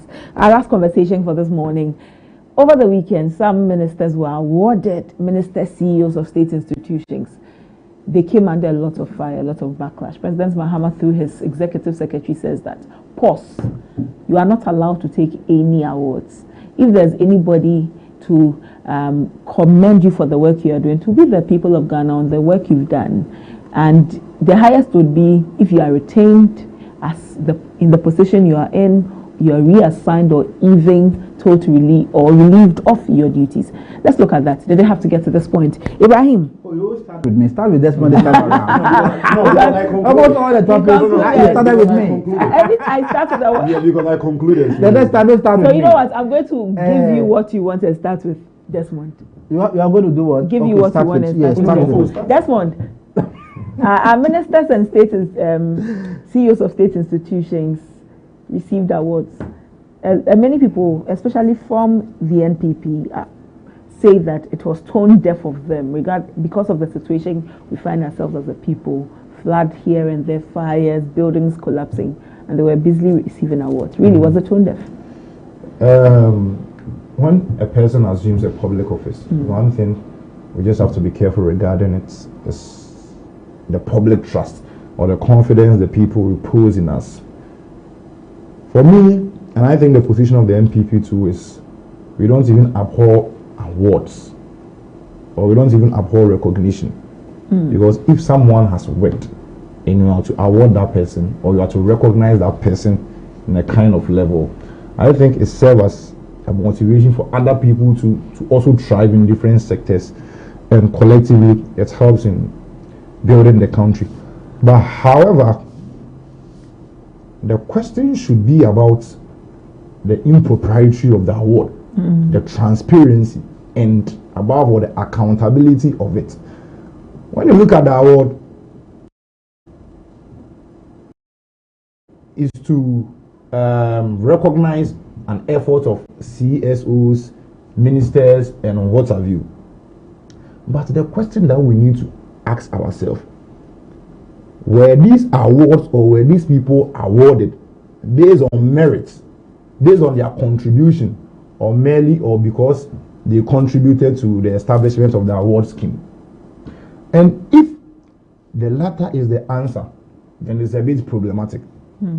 Because how do you contribute to an award and they award you at the same time? How did they contribute to the award? Dr. Pesa White, he said something. He wrote it on his Facebook. He said he was contacted by the managers or the management or the people of the award scheme, and they told him that they want to honor him with an award, and before he gets that award, he needs to pay a sum of 30,000 as a form of sponsorship, or 25,000 to be part of the 8 people who will be at the closet or who will be at the table of the dinner. So later I realized that no, it is just a way that they just want to get money and award him, of which he felt it is not from a good point or from or it's not in a good faith. Let me put it in that context. So for me, I don't want to even politicize this issue because it's happening in our time. Yeah, we had people who also paid for awards and others. But back to the letter Mahama released, I will just talk around the chapter 7. The chapter 7. He said people who will be found or who will be culpable for that act subsequently will face charge or what have you. But before these people are sent to their various portfolio, or before these people became ministers, CSOs or what have you, they had code of conduct. That clearly states that if they do something in contravention with the code of conduct, they will just be brought to justice. So what are you trying to do? Are you trying to play to the gallery anytime? Are you trying to make people see that we are working whilst deep down we are not doing anything? Because earlier, the code of conduct said, if someone does something in contravention to what is expected of that person. So you're expecting that President Mahama relieve all of them of their duties? I'm not saying that, but they should be called to justice. He has the prerogative right to do that. And I can't even exercise the discretion for him. I just don't know. But sometimes if you do, if you step out of line for the first time, normally, you'd be giving a warning. So, I can't kill someone and tell people that that is my first time. Earlier, they were given code of conduct, and that code of conduct is to guide their affairs, is to mitigate some things, or they need not to do something in an excess. That was in their code of conduct. Of which I believe every CSO, every minister, every CEO know what it entails. So doing something in contravention is clearly a breach of the code of conduct. But releasing a letter trying to make a futuristic statement that if someone is to do something in a subsequent years or subsequent event, then we are definitely going to call that person to justice. I think it's just political. Ibrahim, these are ministers, CEOs of state institutions. What at all did they need awards for? Is it to boost their morale? Is it to beef up their egos? What was it? Especially during a period where so much was happening to us as a people. Well, thank you very much, my sister. To be honest, personally, I was surprised when the list came out as ministers who have been awarded. I was not in support of that at all, because as a minister who has been given a public duty to serve the people, you don't need accolade or awards before you can perform. The people who can best judge you for your performance is those who actually brought your government to power, and then the one who appointed you. I'm talking about the president himself. In any case, if an institution or private institution has actually contacted you for an award, before you even take the step to go for such an award, you have to consult the appointing authority. That the job you gave me, some people have actually seen the merit in it, and they have invited me for an award. That wasn't done. And so it was very, very disappointing. You get it. So I was very happy when the president directive came that this time around, if any institution, call you for an award, it should be approved by the presidency before you even move ahead and go for, that award. But let me quickly ask some this. sort of discipline. Let me quickly ask this, Ibrahim. What is with our political elites or elites and receiving awards? Yes, you see, this is not the first time we are saying this. Like my brother Desmond was very honest to say, during the presidency of President Kufuor, we saw several awards, including awarding himself the highest awards all over. The same thing happened to Nana Addo Dankwa Akufo-Addo, awarding some of ministers that Ghanaians were even thinking were not performing at all in their various sectors. Again, some of the ministers that were even mentioned, some Ghanaians are questioning what they have been able to do so far to deserve those, awards. So I think that, like I said, if I was a minister, I don't need an award. If you call me, I won't come. If you call me, there's no way you will see me. It's needless. You don't need an award for that to, your work will speak for itself. I'm sure if some of these ministers performs 100% so well to the expectation of Ghanaian beyond reasonable doubt, we wouldn't have seen the level of backlash. But that is not to say that they are not performing. All those who were mentioned in one way or the other has contributed in their own ways. Are they performing actually? The reset agenda. Are they performing? Oh, which of them are you talking about? For example, Greater Accra Regional Minister. The people of the Greater Accra region are not happy with her. In her first 100 days, she told us that within her first 100 days, she would keep Accra lit up. We walk along our roads, our major roads. Our street lights are not working. It's flooding here and there. They have legitimate concerns. You see, we just took over in less than two years now. When we came, we saw a lot of problems that we are dealing with. And the problems cannot be dealt with in just a year or two. But this is her own words. I'm promising you that within my first 100 days, yes. I'll keep Accra lit up. Yes, we have right. 100 days have passed.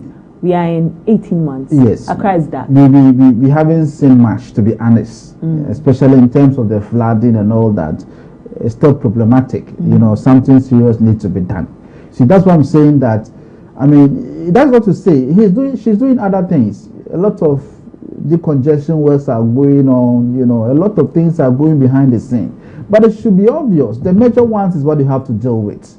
You get it? So I think let's bring the whole issue to finality. The president has spoken, has given clear directive on the matter, and I believe that the ministers who are affected and those who are not we'll all comply moving on. Okay. To avoid a repetition of this whole brouhaha. All right. To avoid the repetition, let me open the phone line 024-725-7224, 024-725-7224. Call me and share your thoughts with me as I wait for the calls. Today begins the World Cup. So I have some trivia questions for you. Let me ask you some World Cup questions. For me, I'm not a football fan. So you I am not. Ibrahim, why? I don't know. Ghana has broken your heart too much that you don't watch football again. Football. I don't. Because of the 100,000 these are very simple questions. I believe you would be able to answer. Well, sure. So I'll start with, since you are not a football fan, let me start with Desmond. Desmond, first, today is Mexico versus South Africa. Yes. Who are you I'm pitching? from Mexico. Because of what? Why? Oh, not that. I won't talk about xenophobic, but I'm from Mexico. Okay. Yes, Ibrahim, Mexico versus South Africa. Who are you supporting? I'll totally agree with Desmond. Mexico. Because of xenophobia. It's not about that. What is what? It's not about that. Pan-Africanism. Mexico have been performing. I like their style of playing and all that. I mean, even though these are our brothers from other African countries, we have to be very fair and honest. We wouldn't have to do that because they are from Africa. To be honest, it's not about the xenophobic stuff. I mean, I think Mexico, when they win, I'll be extremely happy. You'll be extremely happy. I will watch the match, but I'll just sleep and wake up to hear that Mexico won the match. All right. Well, Black Stars, we are in the game. Ibrahim, which stage do you think we'll get to? I think that let's be confident. Let's be confident. Ghana is not a country that can be underestimated, especially when you look at our previous, performances. We did so well, so we should go for the ultimate. Oh, that is what we should be eyeing. Okay, so we'll win the cup. Oh yes, that's what we should be eyeing, and I'm very convinced that with prayers, unity, and everything, we can be able to get there. So that's what my expectation. Let us pray. Let us rally behind the stars, and also give some motivation. See, that's why I was thinking that a lot of Ghanaians should have been given the opportunity. President Mahama says that it will cost us $11,000 per person. It's huge. It's huge. It's too much. But even though Ghanaians who have their own money and want to go, so the US is denying them, visas. Well, almost everyone who go is denied, and that's. We'll not watch it from here. We have family and friends there. They would go and watch it on our behalf. Well, Desmond, where do you think Ghana would reach the stage? Oh, matters regarding football in Ghana, particularly, I do trust Ghana. So what we get to? Oh, let me be very. We can take the trophy. All right. Well, I'm believing with you. Yes. I'm believing with you. You can still call me 024-725-7224. We can take the trophy. Yeah, we can. Okay. Which country's team is your favorite apart from Ghana, Desmond? Portugal. I'm a Ronaldo boy. Okay. Yeah. So this is the year for Ronaldo. Yes, this is the year for Ronaldo. Meanwhile, you say Ghana will win. But I'm not. Maybe final and just God will descend and just do his wonders for Ronaldo. Yeah, I'm tipping him to win. Ali, what about you? The question again? Apart from Ghana, which country are you tipping? Which country is your favorite in the? Oh, Ghana. Apart from Ghana. Apart from Ghana. Finally, the rest of the countries, I don't. Finally, really Ibrahim, who will win the World Cup? Oh, I've told you already. Ghana. Yes, Ghana. Desmond, who win the World Cup? Portugal. Desmond has. Desmond is not patriotic.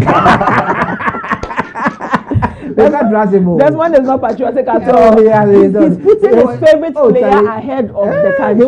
He said Ghana, we can go for a later, you change your mind and all that. We are giving them 100,000 appearance fee, Desmond. At least it should show for something. Let's pray. With God, all things are possible. With God, all things are possible. When it comes to the skills, we are going to meet quite greater people and all, but God can do anything. Anything, yeah. But my problem is we just need to leave them as such. We just need to leave them as such without any political interference, because it has been worrying our football system for quite a long time. Okay. When there is political interference in our football. Let's see how it goes. Well, before I let you guys go, I have some messages here. Barton Emmanuel on Facebook says that Desmond is making a valid point. Okay, I didn't catch the message early, so I won't know which point he's talking about. Nanel says the current trend within the NDC appears to be one of loot and share. Some individuals leave for the opposition when it suits them, only to return when their preferred party regains power and are then welcomed back without accountability. He sends greetings to Honorable Chris Lloyd, the incoming national organizer of the NPP, and to his brother Desmond Ahin Tutu for commendable work he has done. Okay. Hey, Nanel sends a lot of messages. He talks about awards. There's just a lot. Let me read the final one he sends. It's on Julius Debra. It says Julius Debra occupies one of the most influential offices in the government and is expected to provide leadership and coordination at the presidency at a time when citizens are concerned about issues such as flooding, power challenges, and the rising cost of living. Many would like to hear from him directly. But well, you've heard from the president. What more do you need from Julius Debra? Well, we look forward to seeing a time when, and very soon, I'm sure he would respond to he would speak and you would be happy on what you want. Well, Ebenezer from Tema joins me. Hello, Ebenezer. Good morning and thank you for calling. Yeah, good morning, my sister. How are you? I'm fine, thank you. How are you too, Ebenezer? I'm also doing fine. You caught me just when I was about ending, closing the lines. Let's hear from you. I am the most luckiest. Let's hear from you, Ebenezer. Okay, it's about the president giving the appointees, banning them from participating in the, what do you call it, the party and that kind of thing. This is about third time I'm hearing this from the president. Yes, so the inconsistency is getting too much. And so I don't know which is which. This is about third time. He's giving this directive. His appointees are no more taking him serious. They are not respecting him. And that is the whole thing. They are looking at what is going on. They are not taking his words serious. They are doing whatever they like. Infighting at the determinant of the citizens of Ghana. We are suffering. The infighting in the government, because everybody wants to be a flag bearer of the party. That is what is going on. It is Ghanaian who suffers. So thank you very much, madam. Well, Ebenezer, thank you too for calling and sharing your thoughts with us. And that's Ebenezer from Tema. That'll be all for our calls this morning on ABC in the morning and the conversation this morning. Thank you to Ibrahim Ali. Okay, I'll take some more callers, but let me thank my guest Ibrahim Ali of the NDC, Desmond Ahin Tutu of the NPP, and Yao Owusu Opokumens, I beg your pardon, of the NPP who joined me earlier. Let me pick some more calls and then we'll move on to the latest in the world of sports. Alhaji Aminu from Medina. Alhaji, thank you for calling. Let's hear you. Thank you very much, my dear sister. Very shortly. All right. Because I know you are about to close the calling. You look good. Thank you, Alhaji. My sister, quickly, I don't know. I just don't understand NDC and President Mahama. I try to understand them, but I cannot. I dare not. It boggles my mind. Because you see, you, President Mahama, you are now saying that people shouldn't take award, your appointees. You yourself try to take award. You take press award. You went to America to take an award because of this building. They didn't give you. And if you are saying thing and you are doing the other, you say this, then you do that. So what kind of leader is this? What is this? You end up promising us that you are giving us 3 shifts, 24-hour economy. Now, you didn't even mention any market. Today, you are talking about you are building market. What is that? We have a lot of markets in the whole cities in Ghana. Why are you doing this to us? It was an agreement between us and him, you should know. And he swear with the vision and say that he will guide and make sure and protect and defend each and every Ghanaian. And now what are we seeing? His opponent, when you talk, then he will arrest you and put you into cell. What is that? All right, Alhaji. Madam. Yes, Alhaji. Let me leave him. His time is up. You will see. We, the Ghanaians, will show you the evidence. Thank you very much. Thank you for calling, Alhaji. Thank you for sharing your thoughts with me, Alhaji Aminu from Medina. Well, that'll be all for the calls this morning here on ABC. Well, we'll take a break. When I return, I'll come back with more calls.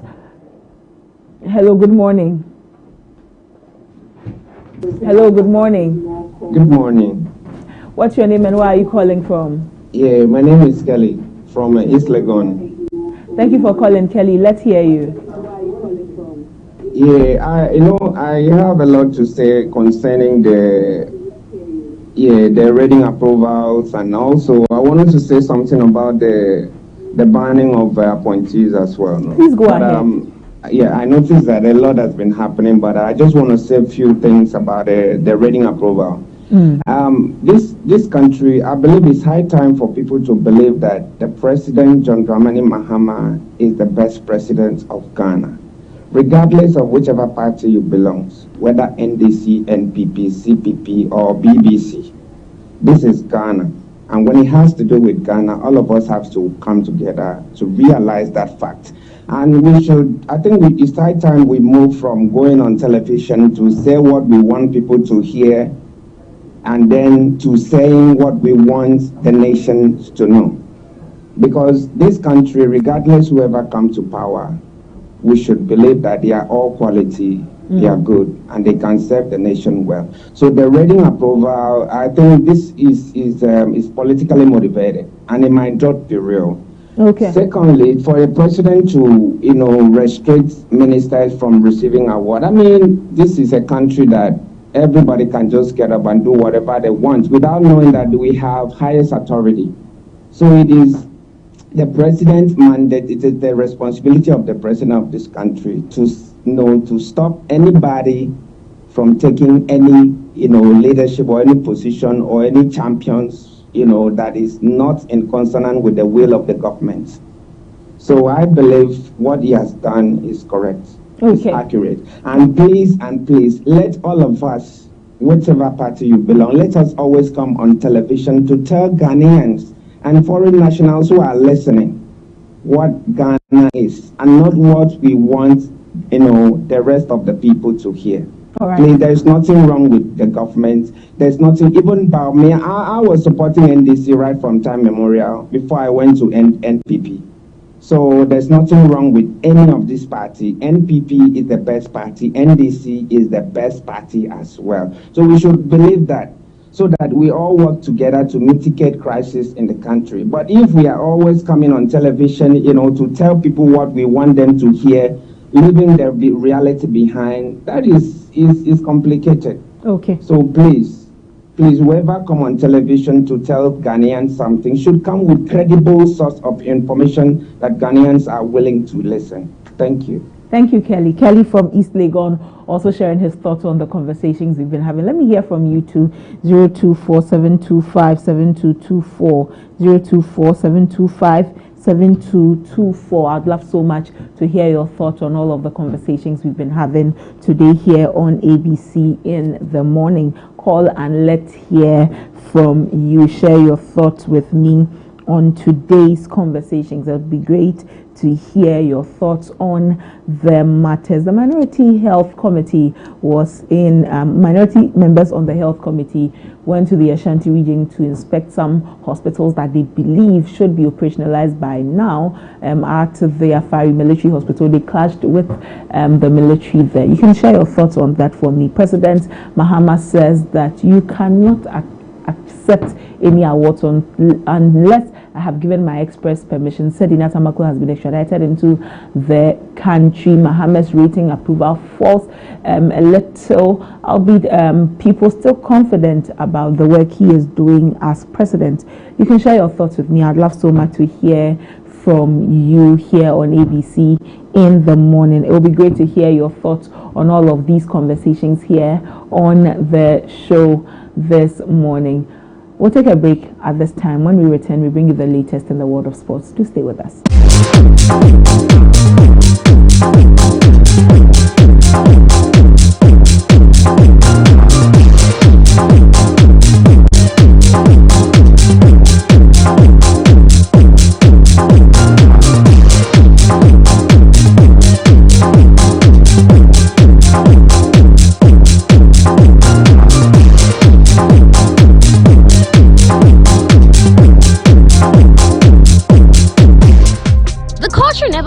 And neither do we.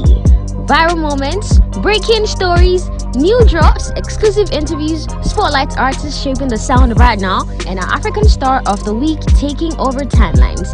Then it's straight to the top 10. The songs run in the streets, owning your playlist and living rent free in your head. No skips, just hits, pure vibes. This is the Rundown, your ultimate destination for everything entertainment.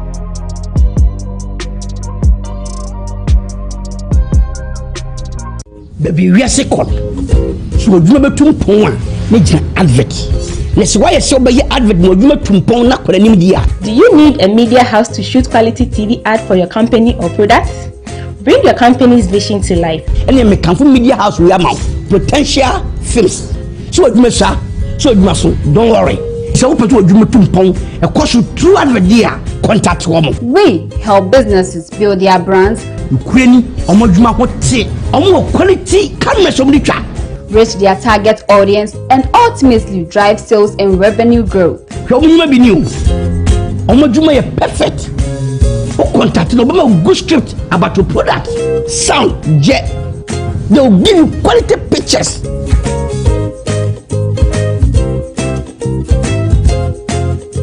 How do you see it? How do you feel it? Wow. So picture unya na no makasa. First number way 0541 16 28 28. I'm repeat 0541 16 28 28. Call them. Number one, Potential Films. We believe in quality.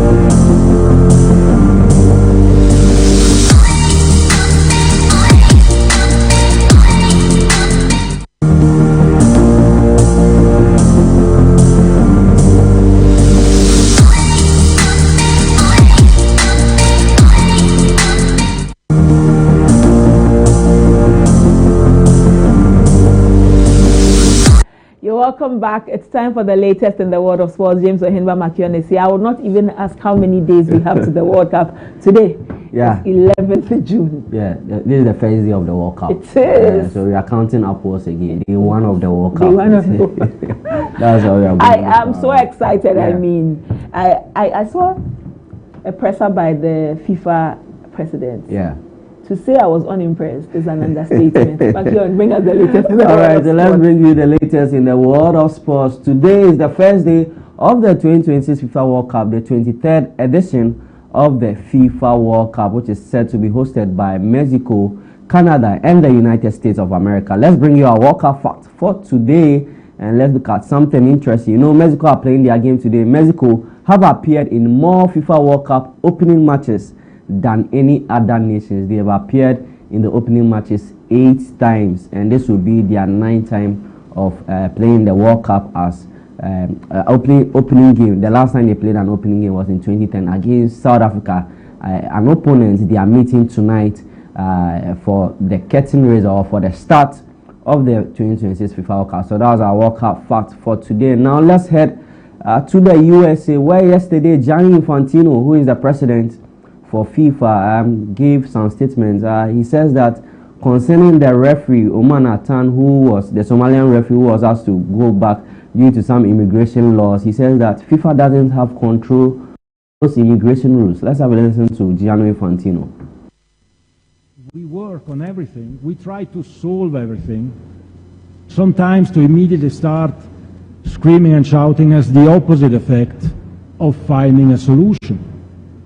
Believe me when I tell you, or don't believe me if you don't want, but we try always to find solutions. Always. But then we need to respect that we are not the kings of the world who can rule over governments and police forces and I don't know what. We are a sports organization. We try to do our best with the means that we have to make as much as possible. And in this, and I conclude, we want to unite the world. I can ask you one. So that's Gianni Infantino speaking there. He says he doesn't control everything that goes on in terms of immigration rules of a particular country. Now let's move on, but still on the hierarchy of FIFA, now to the FIFA technical team. You know, former Black Stars head coach Otuado is part of the FIFA technical team for the 2026 World Cup. Otuado has been sharing his expectations ahead of the World Cup. From different continents, and also to see how, let's say, especially also European teams adapts in these heats, how the African teams, South American teams, who are maybe more used to the heat, to different circumstances, how they adapt, also to traveling. I think the team around the team is very, very important also to provide everything what the team needs, and it's going to be very, very interesting, also especially from a tactical point of view, how the coaches react to all. So that's former head coach of the Black Stars, Otuado, speaking there, sharing his comments or his expectations ahead of the FIFA World Cup from the technical point of view. Now let's go to the camp of the Black Stars of Ghana. Yesterday, there was a send-off party for the team at DC United. They are based at DC United, and there were interesting things. Let's enjoy some sights and scenes at the party, and we'll come back for more reactions.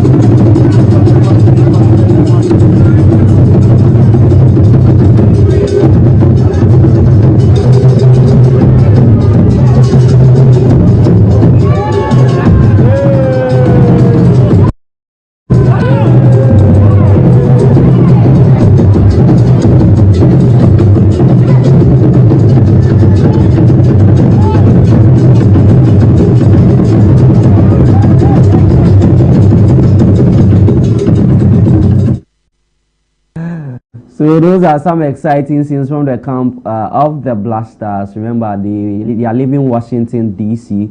to Rhode Island, where they will be basing for the FIFA World Cup. So that was some send-off party for them. Some diasporans from the United States of America, Ghanaians, attended that particular party, and that was exciting for them. But still on the send-off party, Jordan Ayew has been speaking. He says that he believes the Black Stars of Ghana can make history at this particular World Cup. We want to make you guys proud, we want to make Ghana proud, and obviously it's not going to be easy, but with your prayers and your support, hopefully we'll be successful. So we want to thank everyone for your support and keep on praying for us because we're here to make history. Thank you.